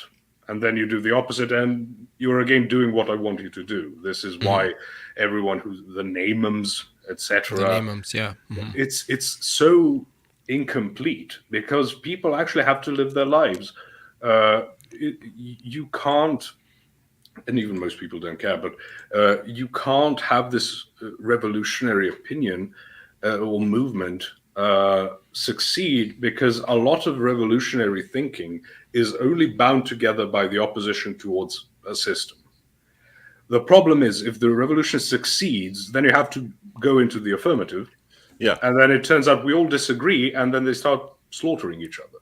Right. Yeah. In fact, the reason I brought up that Havara agreement, if you know about, I forgot to mention this, is that in Tragedy and Hope, Quigley speaks as if the elite kind of wanted World War I and World War II. And so that they had multiple reasons as to why. And that agreement shows one reason is that it allowed for what's happening in the 30s and 40s in the Middle East. And not everything necessarily went totally according to plan, but, we couldn't be here without where we are now, without World War I and World War II. So certain entities wanted World War I and World War II. So anyway, that's partly what that explanation with Havara is about. I have to run, but I want to thank you guys for having me. And really great chat today. Thank you so much. Yeah, thank you so much. You want to plug anything? Obviously, you stream Jay Dyer. You can find him on YouTube. Yeah, any specific ones you're coming up? If anybody's in the Nashville area and you want to come to the event Friday and Saturday, I'm speaking with Jimbob's closest associate, James Lindsay. I think you guys are. I think you guys have been BFF since MySpace days, right? Like y'all had a joint MySpace you shared, I think. for you. I'm such a dick to that guy. It's because No, I can't get his attention, so I just I'm just ankle biting him and just being like, "You're wrong, you're wrong, you're wrong." So yeah, I'm just speaking on psyops, so we have mutual friends, so I'm yeah, good. Are you going to go on stage like this guy? yeah. He might not even be there when I'm there. He might speak in Latin. I have no idea. Now there's hope for Lindsay, because you look at his Instagram and everybody is like, dude, you're still not dealing with the classical liberal problem, and so from that view, it's hopeful, and I can lighten up a little bit. Not be such a dick. I don't know. I'm not telling you to lighten up. I'm just saying he might not even be there when I'm there, because there's 10 speakers, so I'm just speaking at this event that he's speaking. What's the topic you're speaking on, particularly? Psyops and psychology. Psyops. Okay. Nice. So I don't know what he's talking on, but there's a bunch of other people that have. John Klizek speaking, who does the School World Order book. Anyway, that's this weekend. You can go to cognitivelibertyconference.com if you want to watch that, or come to that Nashville Friday and Saturday.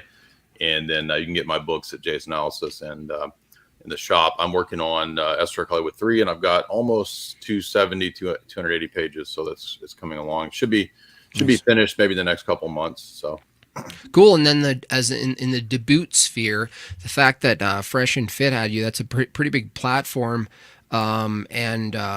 Is that something you want to continue? Obviously, you debate whenever you want, but do you see something promising by transforming some of these sort of I would say they're they're dominated by the 304 class of people, but they have this opportunity to do proper debates and things like that. Is that something in your experience you thought was fruitful, or? It seems like it. I mean, it seems like it's already had, across Rumble, X here, maybe 400,000 or 500,000 views, which is crazy. Yeah. So you and Andrew had that viral thing with Wes, your other BFF. Yeah, my other. Yeah, been texting him a lot. So I mean, I think one reason we did it was that Myron, I think, is a professing Muslim, and we wanted to be willing to say, we'll come over on your home court, right? I mean, I'm open to it, just depending upon who it is and what's going on.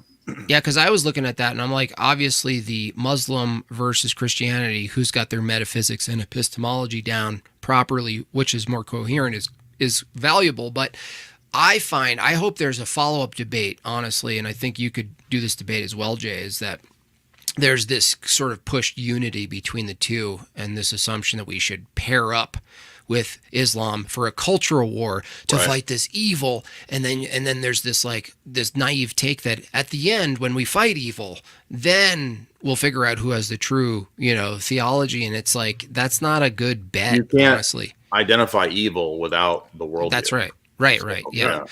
Sneeko wrote, Islam and Christianity team up against Satan, and I rewrote it evil and truth team up against evil. It's you can't take the bait on that, even though it's tempting. It's very tempting, not for me, but I can see with other people. Yeah. Well, with that debate last night, the main reason I was happy to do that was that those guys, they're really notorious for kind of running from Sam. Yeah. Sam knows Islam way better than me. So I really wanted it just to be the vehicle for Sam to come on and let loose against those guys. And that's seemed to have worked well. So, I'm not a Muslim Islam expert. So, you were able to defeat Islam just by talking about a foot. That's what I learned. I was like, oh shit. It would be great to learn. They'll always want to go off into all these other topics. And what's happened, I think, that Posh was getting to about kind of the internet's really being a difficult thing for Islam, because people are hearing now for the first time in the last few years, not just Christian evangelical goobers on the defensive. So for a long time, Muslims would go out and debate, and it's always Christians on the defensive. Now it's Christians on the offensive, and then we begin to see how flimsy it is. Yeah, that's great. One thing that the internet has done is that the sources are now available. You can go to sunnah.com exactly and read the hadiths, because when Muhammad Hijab a couple of years ago had a poll on Twitter, asking what is like Muslims. This is anonymous, so you can answer sincerely. What is your biggest source of doubts in Islam? And he gave like scientific, knowledge, claims of other religions. What won out is the personal morality of Muhammad. So, because people are now getting acquainted with these problems, about 10 years ago, you would be called Islamophobic if you mentioned Aisha was 6 when he married her 9 when he consummated. But there are worse things.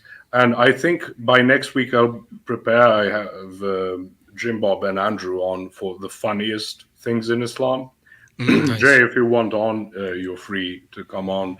It's just the silly things, like most punishment of the graves is because people make mistakes urinating, because men have to crouch, squat when they pee. If you don't, angel will torture you. Yeah, I'm open to that. I got to run, but thank you guys so much for having me. Hey, thanks, Jay. Appreciate you. God bless. Have a good day. See you, man. That's funny. Definitely, Posh, we need to interact more so offline so that I can prepare visuals and memes. Make sure we do that, okay? I'm thinking whether that's better or whether it's better to get organic reactions. That's true too. Well, I'll put it this way: I'll prepare some visuals and then use them if I need to in the background as put them in my holster. But certainly a list of the most absurd, right? So it's Hadith and Quran references that are most, peculiar and strange, right? Sam ruined one of my favorites, which is that Allah gets bit on the wiener by the womb. What? By the what? The womb. The womb? Whose womb? The womb. It's not even a brown recluse or anything that we know of? Freaking mega womb or something floating about, I suppose. But he shouts, "Stop it." Stop that right now. Yeah, that's going to be fun. When is that? 2 weeks? Week and a half? I hope I can get it ready by next Thursday or something. Okay, cool. We're in the middle of a heat wave. It's absolutely hellish. I was wearing a wife beater so bad that I had to put on this shirt. Nice. I was wearing a wife beater so wife beatery that it seemed like I was offering like a service. That's going funny. House to house. Would you like your wife beaten for a fair price? When a Serbian says there's a heat wave, I assume they mean there's bombs going off. Like, I don't know the distinction with you. I'm like, Posh, can you stream next week? And he's like, well, there are bombs going off in the distance, so I think it'll be fine. There's a quarry, stone quarry near here, and you can hear when they blow up stuff. So that triggers great memories. Right. You can use that as propaganda if you want, right? There's war. It makes you sound whiny. Yeah, that's true. That's true. If there's any other chats I want to go through or make sure I didn't miss any. I'll be here for that. I still have beer. Me too. So true. Jimbob, stick around. Thank you. New members, thank you. Shout out to Rachel for 10 memberships there. I'll go over to the Bob chats in a second because I saw some come in. I'll get the other beer. Yeah, get another beer.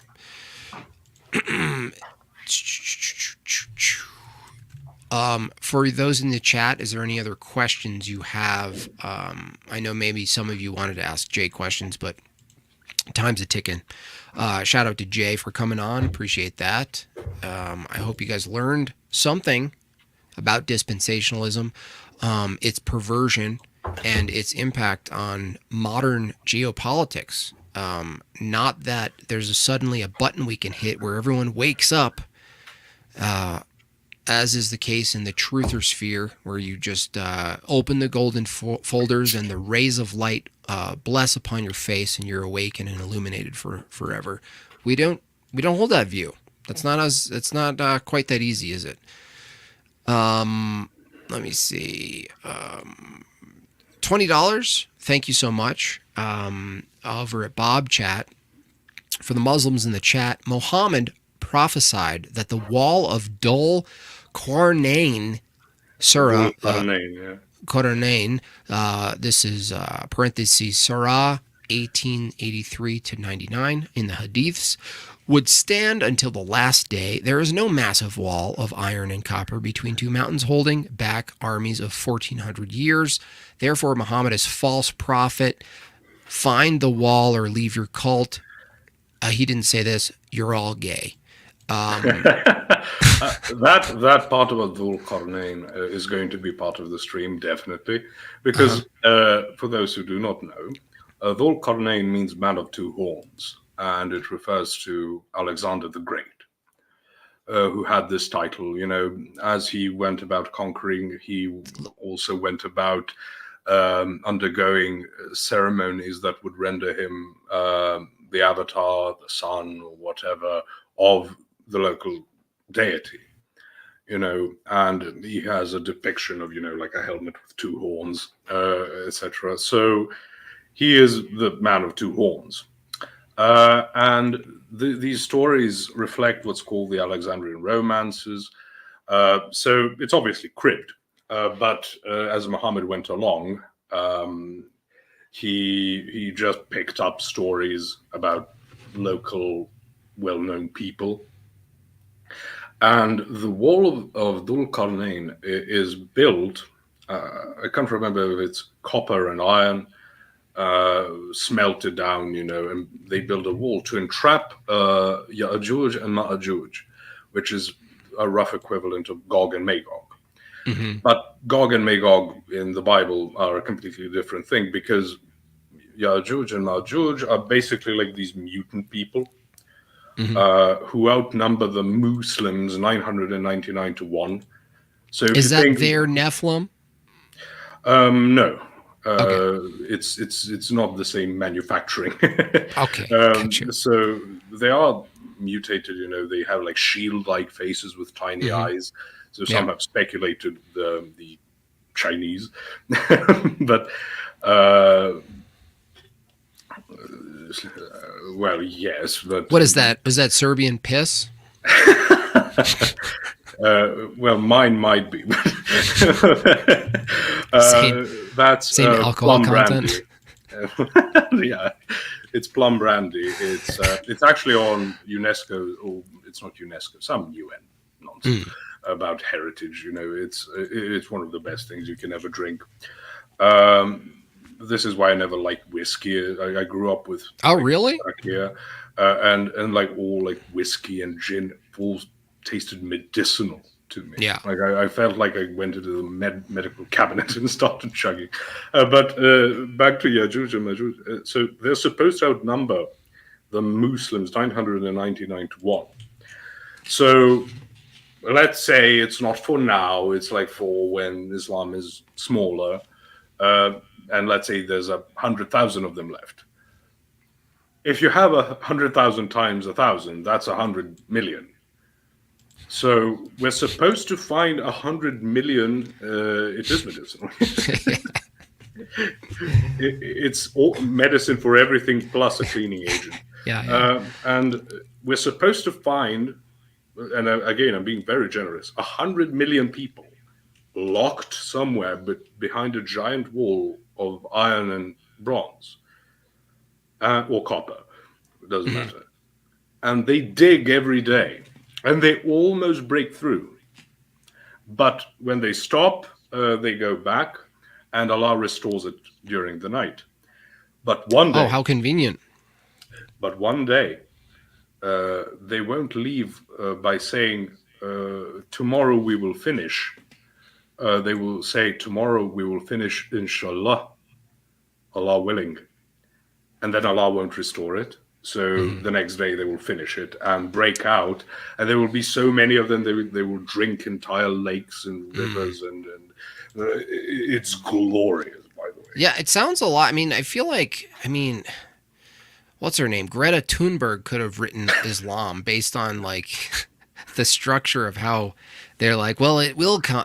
All this stuff could happen, and then it just like, you know, it's this promise, and then there's nothing that actually corresponds to reality. The only thing about Islam that corresponds with the reality of human beings and our our existence over time is Christian. It's like, you know, the only thing that they describe accurately, it seems to be borrowed from a Christian worldview. I don't know how they get over that. Now they might get some descriptive things right, but their whole foundation. I always tell the Muslims who jump on the comments that I go, okay, they say, oh, well, Islam's true, Christianity's false. And I just simply say, for Islam to be true, you need Christianity to be partially true. For Christianity to be true, you need none of Islam to be true. So yeah, so I think David Wood coined the phrase the Islamic dilemma or the Quranic dilemma. But basically, the Quran affirms the Injil and the Torah, which is basically the gospel and the Torah. So maybe you want to take a contracted view of those and, you know, just say Injil, okay, just the Gospels, or the Torah, just maybe the Pentateuch or something. The problem is there's no way to render it where you either have to accept the legitimacy, yes, and everything else. Like I mentioned, the Alexandrian Romance, pagan stuff is also local, and Gnostic as our Albanian, yes. The one Albanian we like, the accordion player, he did a stream. I would do another one of those, by the way, because like that's really interesting to track back Islam to early Gnostic views. Like Jesus wasn't actually crucified. He was replaced. That's not the universal. I believe it's a majority Islamic view, but not universal. You have those who don't believe that, and they have their arguments. But obviously, a lot of things, just as I said, it's the most improvised religion ever. But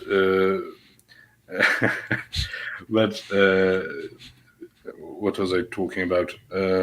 Yes, the Quran basically says you need the Christians, you need to go to your Injil, the Jews, you need to go to the Torah. And there's a hadith where Muhammad was asked to solve some dispute after conquering like a Jewish place. So he's in charge, they go to him for the dispute. And he says, bring me a copy of the Torah. And they bring him a copy of the Torah. And he gets up from the cushion he's sitting on, right? This is the Middle East. They don't use chairs because wood is hella expensive, as the children say nowadays. And he places the scroll on the cushion as a sign of reverence. And he says, I believe in you and the one who revealed you, right? So he confirms it. There are critiques of the Jews and Christians that we pervert the meaning. That's a completely different thing.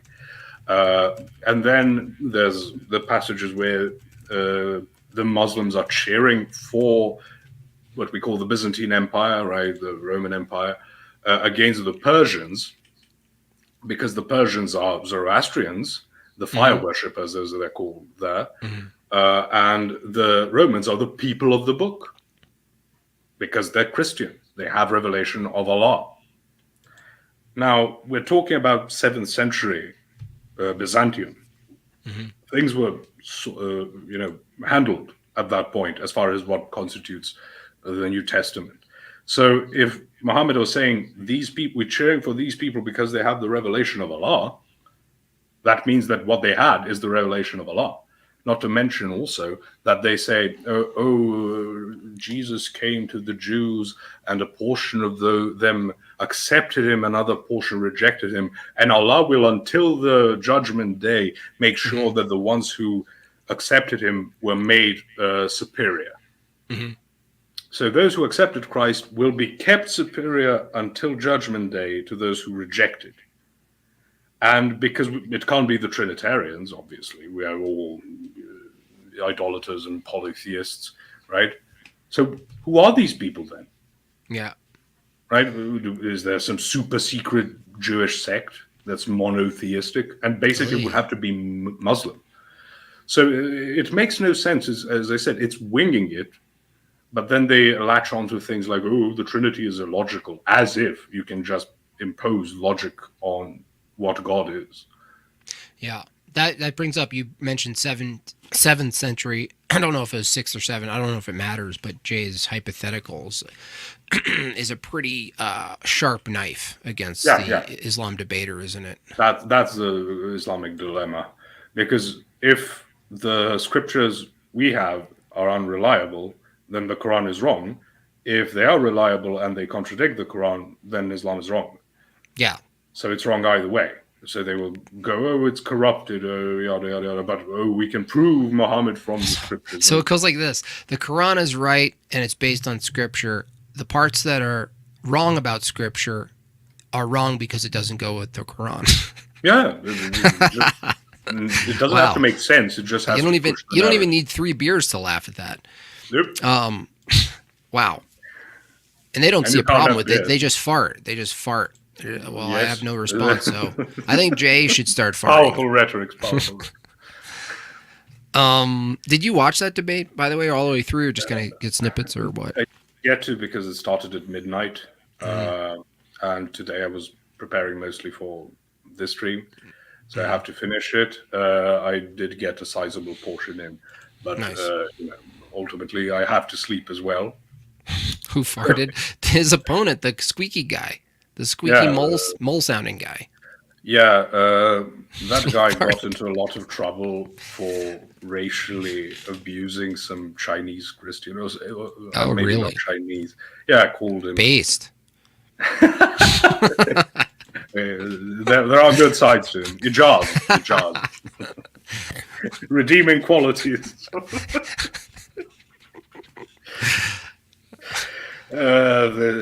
It would. You need a timestamp? Go to Jay's social media. Jay did a pretty good job of putting it on every single one of his accounts. He goes into a gym and plays it on the TV. poor guy. Allah's fart. Is Allah's fart like any human fart? Allah actually doesn't have an anus. Oh, right. That's how Shaitan knows the difference between Adam and Allah. Really? Oh, it's serious. Oh, you're not even being facetious. Wow. I can't even tell. When Posh is refuting Islam, I don't know when he's being sarcastic or not. That's how bad Islam is. You have no idea how, and I will introduce it to you and Andrew if Jay wants to on. He's welcome. Oh yeah, we should do. That's a party. Are you kidding me? 4 of us watching, looking over the most funny things about Islam. Are you kidding me? Do you know how horrible it is for me to have all of these in mind right now and not be able to say them all? No, don't ruin them. Yeah, gotta save it. Because I believe the better created anus. Oh. Not created anus. Actually, I want to go over that real quick before we finish up. This seems to be fatal. The question is the Quran uncreated? Because they view, similar to a Protestant who sees the Bible as some sort of immaterial, eternal feature of reality that just happens to materialize itself with no tradition or history. Similarly, are you saying that when we ask, is the Quran uncreated, we're asking a similar question, right? We're saying is this thing itself the revelator, the reflector of revelation itself, as an item, as an object? I'll explain the logic to you just because Jay says there are actual fart hadiths. So there's one where that Ridvan showed Jay where the shaitan runs away from hearing Muslim prayers and farts to not hear them. As a There's defense. also the same, yeah. No, like that? Exactly. And there is a hadith that has been popularized recently that the eyes are the leather straps of the anus. Okay. Which means that while you're awake, you have control over. Oh, the demons come into your butt, right? That's a weak spot? One. Oh, that's a different hadith. It's that while you're sleeping, you could fart, and unless you do your ablutions, like your ritual cleansings, your prayer won't count. Okay. That's why when you wake up, you have to do your ablutions because you might have farted during your sleep. Okay. So farting very important. Okay, Allah's messenger said in the hadith, when the Adhan is pronounced, Satan takes to his heels and passes wind. Satan farts with noise during his flight in order to not hear the Adhan. So there he is. Yep. Fart defense. He's got a wind attribute. How do you teach that? I mean, this is a kind of thing like if we were in like divine liturgy and our priest was all, and then God, farted to make sure you don't hear shit, we wouldn't even know what to do with it. Like that's just like now the Muslims would say that's not fair. We don't accept all the hadiths because these are sort of like these higher. This kind of unelected symposium of smarty pants people looking back, right? To be fair, the hadiths is a collection, right, of reflection, of philosophical reflection on the Quran, right? Is that correct? Is that accurate? It's like a post sort of. Very post Quranic. Because, you have this guy called the fart teeth. That's good. You have this guy called Bukhari, al-Bukhari, and I can't remember, it's 1 or 2 centuries after Muhammad. He goes from basically Central Asia. The shittergy. Shit. Sorry. Go ahead. So he goes over to not Saudi Arabia, but right, Arabia. Not philosophy. Fair enough. Yeah. And he collects the oral traditions. And there's a whole methodology as to how reliable it is, the chain of narration. Like Muhammad said this, and he said it to this guy said it to this guy, what they call the chain of narration. And that's how you get the grading system. And sometimes in the chain of narration, there's a guy who's known to be unreliable, so you reject it. The gradation system is basically you've got 4, potentially 4.5 gradings. Mm-hmm. So you've got the rejected ones. I can't remember the word for that. Something starts with an M. Then you've got the weak ones called daif, which means we're not too sure, but it gets a passing grade. This is very important because people tell you, "Oh, that's daif. We don't have to believe that." Meanwhile, you actually do. Mm-hmm. It's just that it's not as reliable as the next one, which is Hassan, which means good. So it's pretty solid, Then you get Sahih, which means sound, and that's foolproof. That gets an A. As far as gradings go. Mm-hmm. And I said 4.5 because you have a subset of Sahih hadiths called mutawatir, which means repeated. Okay. So you get them from multiple sources, they align. So it's you have scholars who say rejecting a mutawatir hadith is like rejecting a verse of the Quran. Mm-hmm. And then obviously you get the Quran. You also have like sunnahs, which is sunnah means life. That's where you get the term Sunni, because they're following the Sunnah al-Rasulullah. I think that's how it's said, like the life of the Prophet of Allah. Right. So that's why they dress a certain way, they behave a certain way, because they're emulating the life of Muhammad. Right. That's what Sunni means. Shia comes from Shiat Ali, which means the followers of Ali. That's a different thing. Right. But that's where you also have the tafsirs, which are the commentaries on these topics. But here's how it works in practice. It can be any of the grades except the rejected, if it works in their favor. Like, oh, Muhammad fed like a starving orphan. Oh, glorious. It's daif, but this is great. This is just proof of how great. If that's true, oof. Muhammad was apparently a redhead. That makes Islam definitely false if he was a redhead. It's also related to Queen Elizabeth. I've heard that it was a process of dyeing your beard. Oh, you have certain clerics who do that nowadays. Why? Because it's like a holy color or something, close to I'm purple? not sure. I'm not sure. Obviously, you could say like red was associated with royalty, which is why when you look at our iconography, you see Christ wears red underneath, blue over that, because he is God who has taken on humanity. Yeah. And then with the Theotokos, she wears blue underneath and red over. Because she's human, but has been granted this royal status as the mother of God, the Queen Mother, by, it's granted. Right.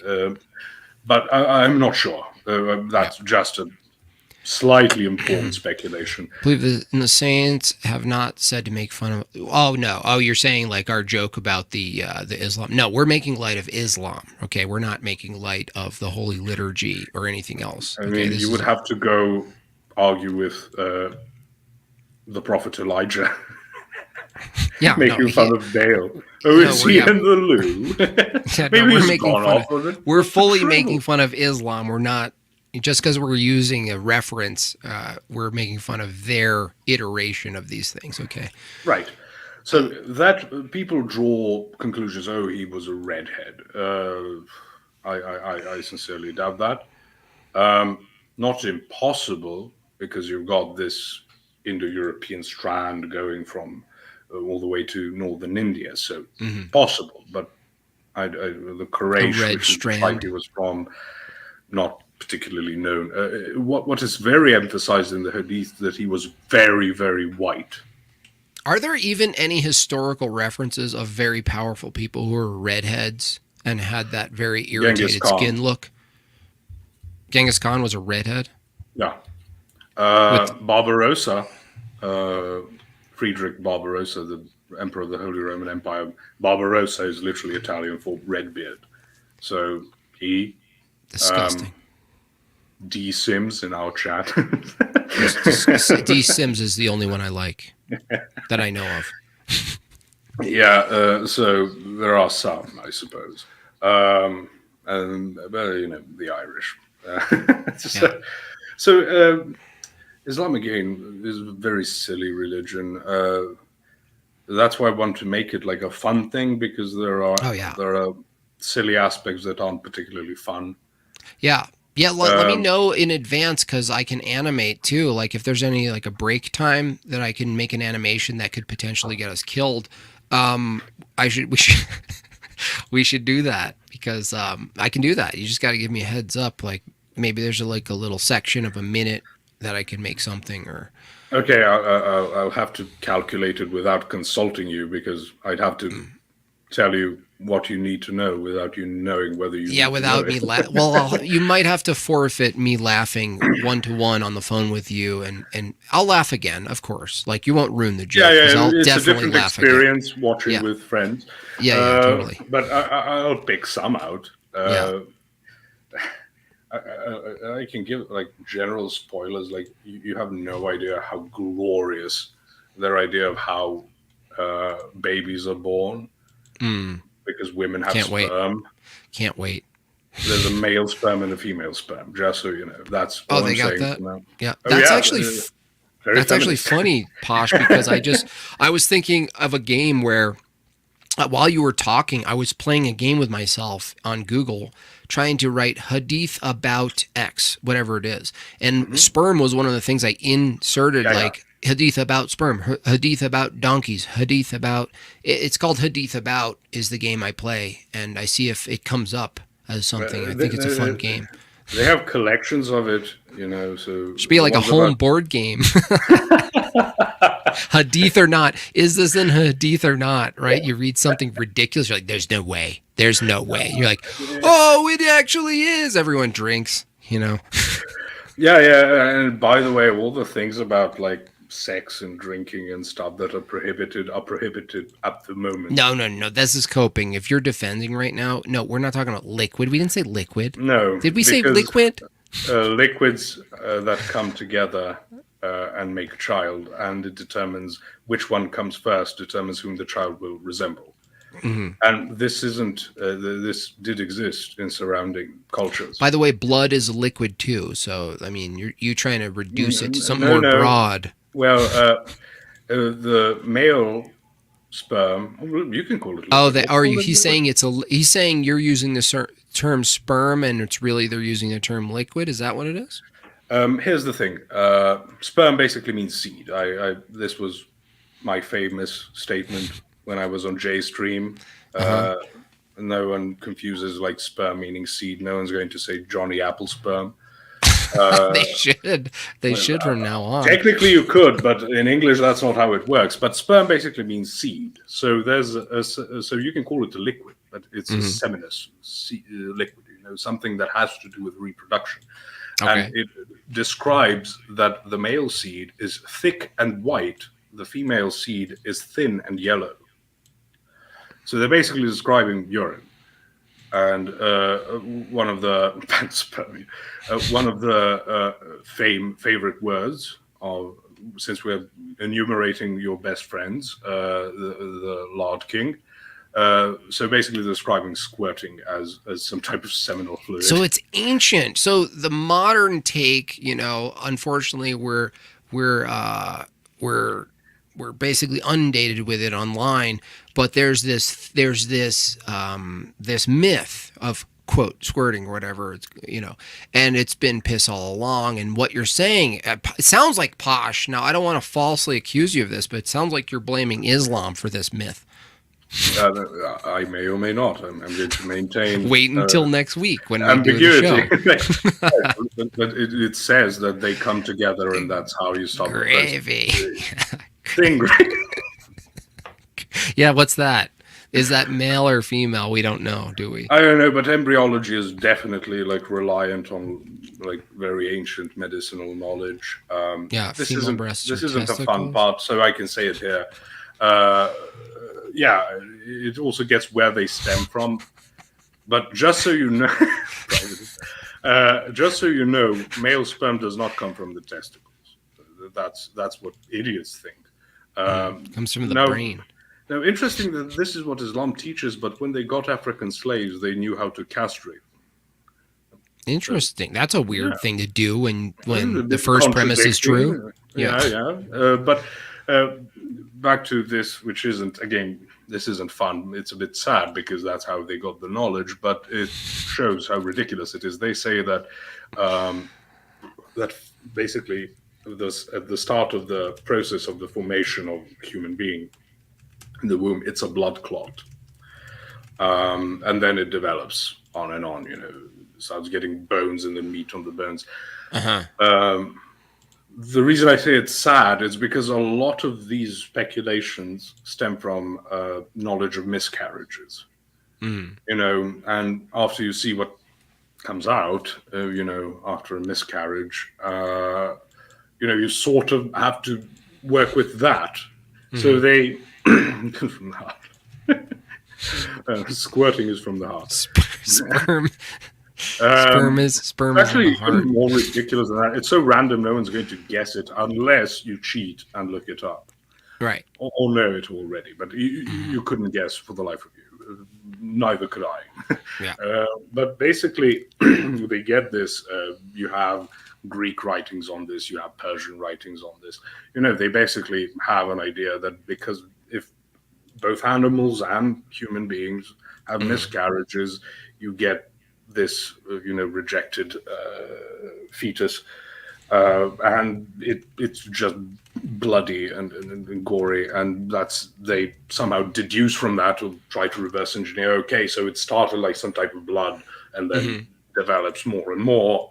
Sure. And if it fails at a certain point, we get this. But if it fully gets to the point of development, then we get a human being, which is not something I would say, so the ancient Greeks were retarded because they couldn't figure it out. No. But the Quran, which claims that it starts from a blood clot, the Quran doesn't claim to be the musings of Greek philosophers or Persians or Indians or whoever. It claims to be the revelation of an all-knowing God. So that's a problem for Islam. Did you have this one planned? I hate to ruin all your jokes ahead of time, Posh, but if a man has sex with a sheep in one of the fatwas, that sheep gives birth to a human. If that's the case, if that happens, he can lead prayers. Are you saying the sheep could lead prayers, or the man who actually produced a child through a sheep could lead prayers? Hard to tell. That's not something I know. I'll have to look it up, because there are passages. I won't be including like gross things. Yeah, just funny and general. Yeah, I want to keep it light. But there is like, you have to do this ritual if you have sex with a camel or something. If you're going on the Hajj, all right, the pilgrimage to Mecca. Right. If you happen to need to have sex with a camel, make sure to make these preparations, correct? Right, this is a point. Is that where camel skin came from? No. But there's a point which Muhammad says he sees a very good-looking woman, and so as not to cheat on his wife, he runs to his wife, who is dealing with leather production, which involves dung, for those who don't know, and urine. Okay. That's what people had. So Right. I'm not saying they were primitive. That's something we nowadays can deal with due to advanced chemistry. And he just goes on at her. So, oh god. Just so wait, when is this? You can imagine, like, leatherworking leatherworking is one of the most disgusting smells you could imagine. What is? Like the leather production, leatherworking, like the leather tanning, I suppose. That's what my last name is, Posh. It's an insult to me. What? That my last name, my real last name, is leatherworker in Italian. Oh. Yeah. I never can remember your last name. Pelleteri. Oh, Pelleteri. Posh, I didn't tell you that. I didn't tell you the time I went to Italy and I ran around the town and I kept running into these little shops that had my name on it, and I show the shop owner my license. That's like equivalent to coming to America and going into a Ralph's. Posh, you don't know, a Ralph's is just basically a grocery store, and bragging to the clerk that your name is Ralph. It's meaningless. It's outstandingly American to go about it. It's so stupid. Look at my name. It means you're the name of your store. You're like the 30th guy. Yeah, they're just like, get out of here, dude. Yeah, we get it. Yeah. Well, that's good to know. We need to come up with a good name of this stream. It's going to be on your channel, correct? Yeah. Okay, good. So potentially me, you, Andrew, and Jay manifesting absurd hadiths and references, perhaps in the Quran, and maybe adding some visuals to it. Yeah. Yours truly will help with that. So there's one I wouldn't include for the disgustingness, but he says nothing can make water impure. So there's an episode where he does his ablution in like a pit that's full of water, but also where you have corpses of dogs and like where women throw their menstrual rags. So he's in like that sludge. San Francisco. Yeah. It's not even menstrual rags. No, it's we have that here. Post-op rags.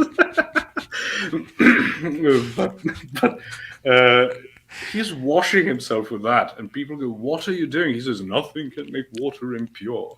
He also has a theory that you don't have infectious diseases, because how would you get the first disease? So. Right. Actually, it makes me want to look now that I have this thing called. I want to start an app. The Hadith says, could you believe it, or something like that? Hadith about drinking urine. I mean, we can just go. That's fair, right? Different. Yeah, different. Including the WHO, but who cares? But different, like, charities and like the Médecins Sans Frontières. Doctors Without Borders, whatever. I had to say, please stop drinking cow urine. Right, stop it, please. Hadith or not. Yeah, Hadith or not. That's a good one, Krillic. That's the one. That's good. Hadith or not, download it. It's free on the app. Hadith or not. And you have to vote, right? That, oh my gosh, can you imagine like Well, the problem is with given time, people would just memorize too much, and it would have a shelf life. Move quickly, and we have to get someone like Sam Shamoon to do it. Right. But imagine the rating, like how many you got right, and people are high rating on the app as like people. They're like, oh shit, you got like 1,020 on the Hadith or not? Whether you want to post it, because yeah, totally. Maybe it can go awry if your name appears so. Preparing for sex with camel Hadith. And here's the thing. These Dais, these people like Hakikachu and Muhammad Hijab, Ali Dawa, Ijaz, like they want you to think that Islam is about monotheism. Oh, you just accept one God, you know. Yeah, that's it. That's very manipulative. Yeah. No. This is the argument. Rachel retweeted my response to Lauren Chen. Yeah, the chat is awesome. But Lauren Chen saying, "Oh, do you know that Arab Christians call God Allah, so you shouldn't make fun of Allah?" Like, and nothing personal against Lauren Chen. Like, she is getting progressively more based. Yeah. So she's still a female though, so she can never make the full jump, can she? She's like half slant eye.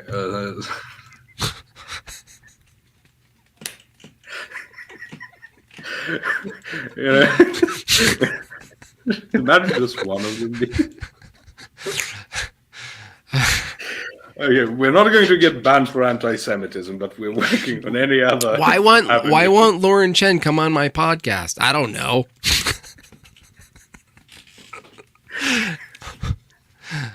All right. Yeah, she's half Yajuj Majuj, you know. Oh God.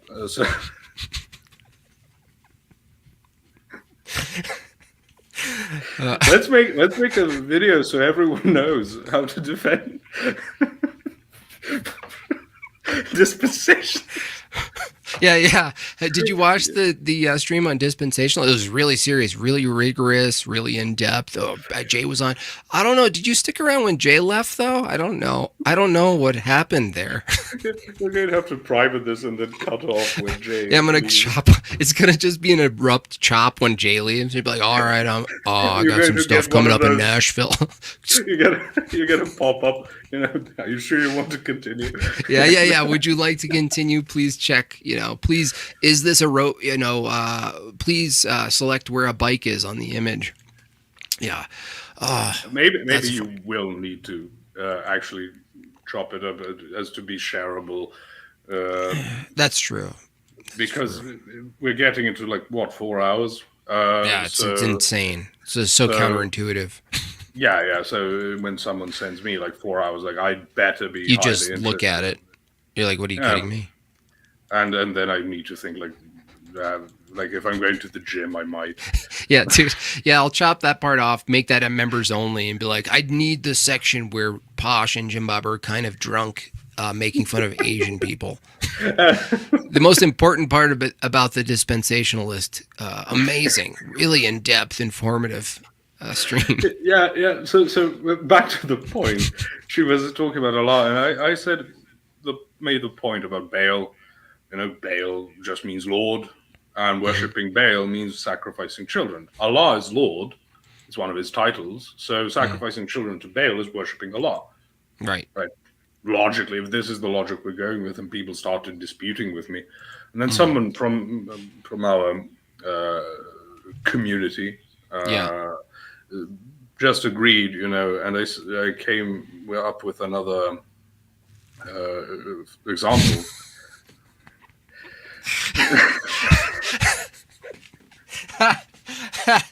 Yeah. Jimbob, I found this. It was just on your computer, and it says sex with camels, drinking urine. What does Muslims say about semen?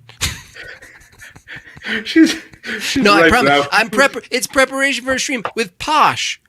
I swear. Go with Andrew. It's more believable with Andrew. Yeah. Maybe that's the trick of Islam, tricking Christians into looking up really messed up shit.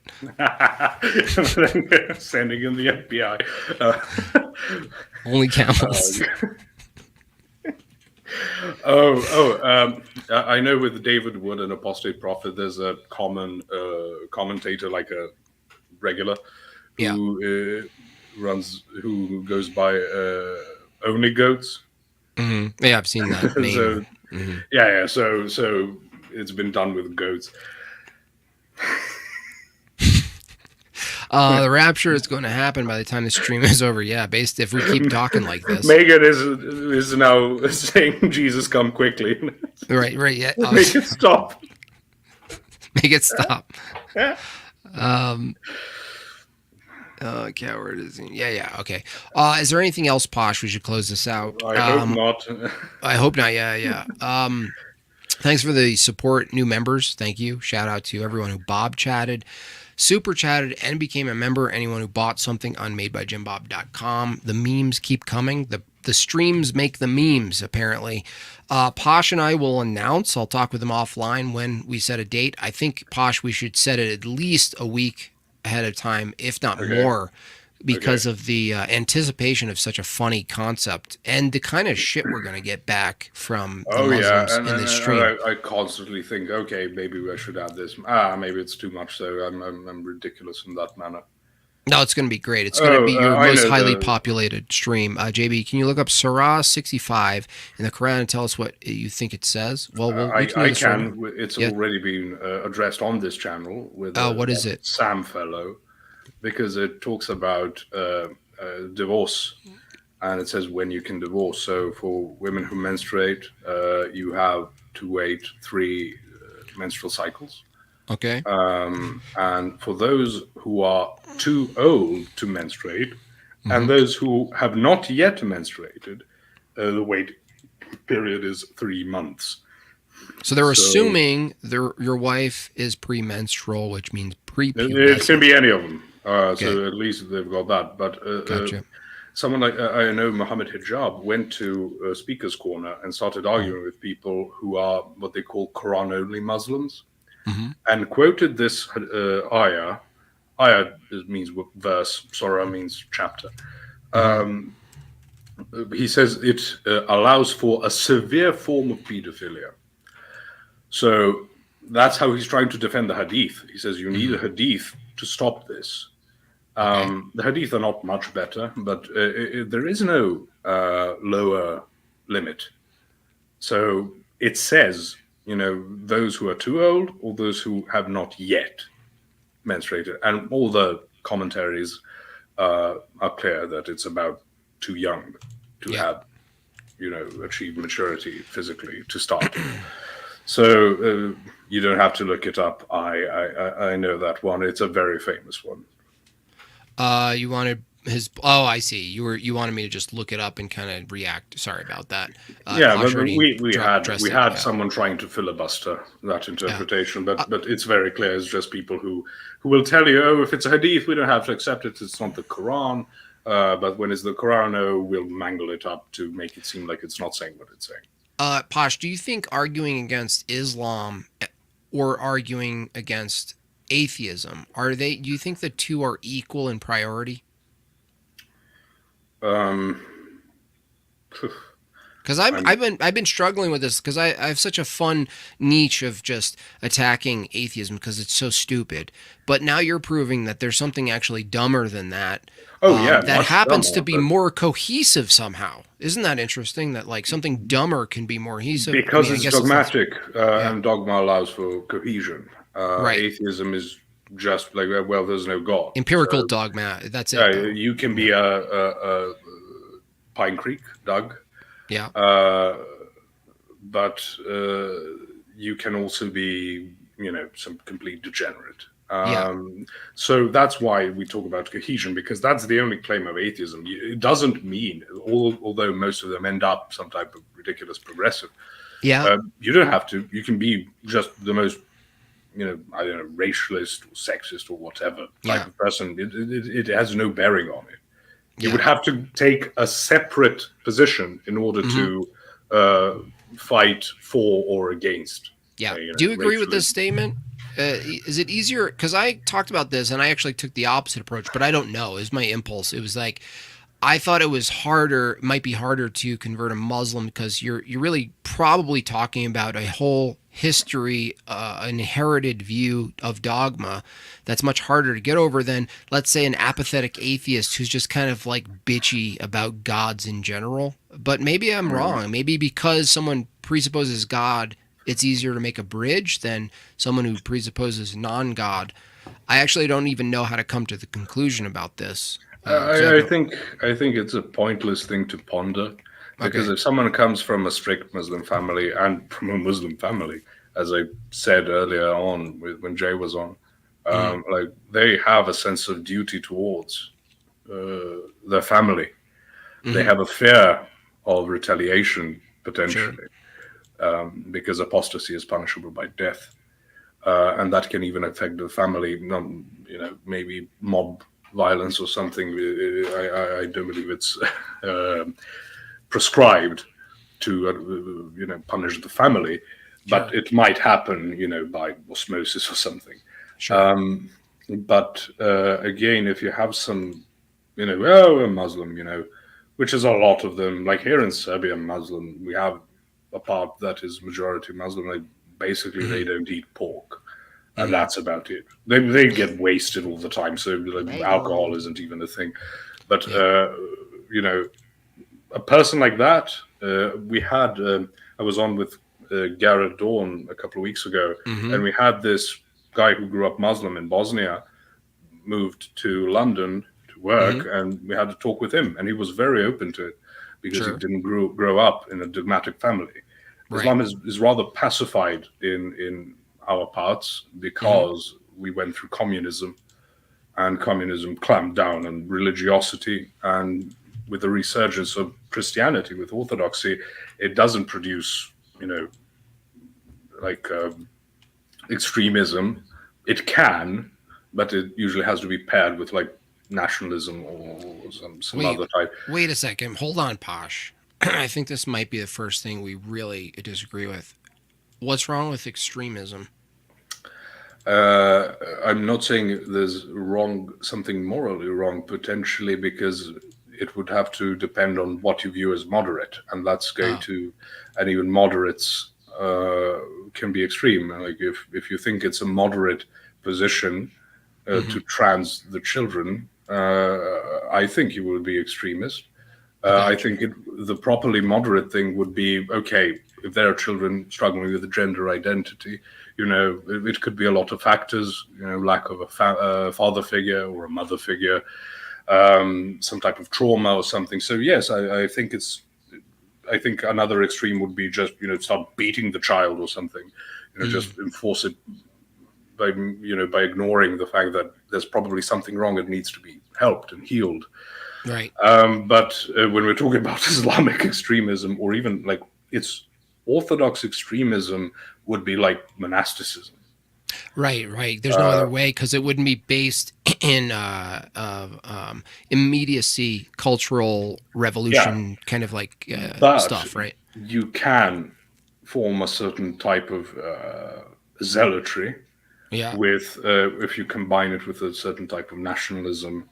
Yeah, zeal. Like if you took an Orthodox zeal, like new convert zeal, and they, instead of going to the church, they took their zeal and paired it with like a Groyper philosophy. Right, then, exactly. If you Orthodoxy is like a cultural marker, so, you follow, you go to church and everything, but like the theology doesn't particularly matter. Is just what you are, what you follow, what you subscribe to. Sure. And I think it's outstandingly improper to go. Yeah, and zealots were literally these types of people, like people who would kill Roman officials to try and get. I'd be a zealot. I honestly, you know how Peterson. There's a clip of him being like, "I'm not sure what I would do under the circumstances." Sometimes when I look out at culture, I do have this. The dark side of me goes, I might, given the right circumstances, I might actually be drawn to sort of active zealotry. I mean, just have to admit it. That's just how I feel. Well, now I would like to fight it and like call Posh and Jay and my brothers and be like, hey, walk me out of this. But I'd be lying to say I didn't have like an impulse toward, well, you know something? Sometimes you just want to take the, you know, you just want to. The thing people are saying in the comments in the chat, zealot, I'm a zealot. That's because nowadays we see zeal as basically commitment. You know, I strongly believe in this. I won't compromise it. That's not what zealot meant. No, that's zealot just conviction. Like part of basically like a terrorist group, so to speak. So unless you think you're going to be, okay, I shouldn't say it. Maybe I really have to edit the stream.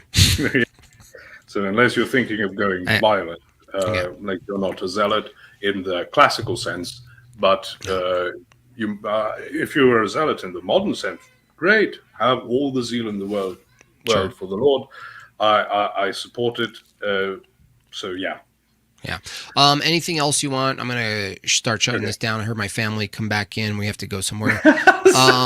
So blissfully unaware, you're saying. Yeah, of my own life. Go follow the Posh Redneck over at YouTube. I will post it when he has a thumbnail. If you need help with that, Posh, I'd like to make a good thumbnail if you want for that stream because it's so funny. We'll figure it out. If you say you need a week notice, we'll do it for not the next week, but the one after. I because it's so bloody hot here, I can't do anything serious. It's literally like 110 That's maximal, terrible. like 70 minimal. Disgusting.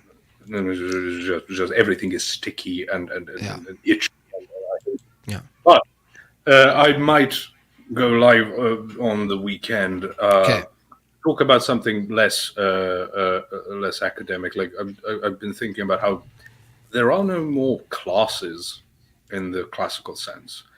We're all middle class, basically. Just depends on how much money you make. Because that's an interesting one. How much money you make. That's what we've got. But that's true. And people like Jimmy Dore and all these people who are trying to. We need to unite as a working class. Doesn't matter if you are a progressive or a Trump supporter. You know, we need to fight the system. And I'm thinking, you can't really make a movement out of, hey, we make roughly the same amount of money. Let's get together, right? Yeah, you can make a negative case for fighting the system, but as I said, if you succeed, now you have to implement a different system, and you're all disagreeing vehemently. It's so true. It's very true. I always say that you could never take the low class out of me, because if I'm suddenly endowed with $1 million, I'll still be following the hors d'oeuvre person around the party room. You know, oh, is that shrimp? Like classless, like just eating off of plates and stuff. but so many technology has changed so many historical realities that there is no such thing as classes as Marx would have described them. Yeah. Well, that's good. We'll talk offline, Posh, about the Islam. I think that's a hilarious idea. I don't think it's been done quite. It hasn't really been done because most of it's so serious. Oh, let's debate Islam. Let's get really into it. But nobody takes the piss. For the shocking thing. This is going to be Muhammad great. had a woman like ripped apart by camels because she was mocking him. Like, you know, people go for the shock factor. Funny. I think mock that's pretty. That's actually pretty funny. See, I find that funny.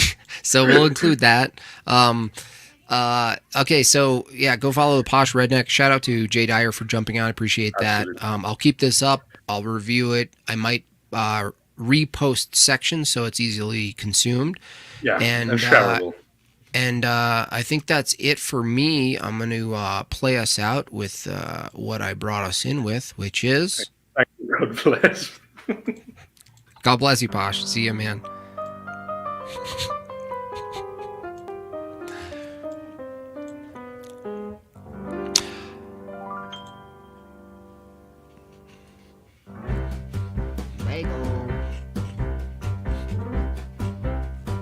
Hey.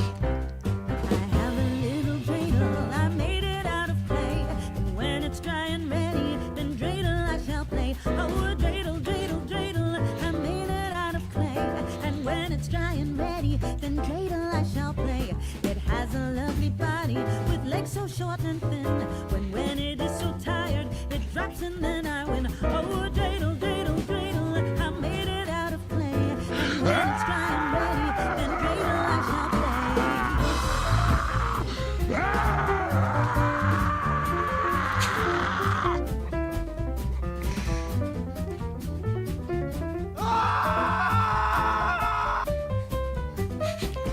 My dreidel's always playful, it loves to dance and spin. A happy game of dreidel, come play now, let's begin. Oh, dreidel, dreidel, dreidel, I made it out of clay. And when it's dry and ready, then dreidel I'll play. Oh, dreidel, dreidel, dreidel, I made it out of clay. And when it's dry and ready, then dreidel I shall play.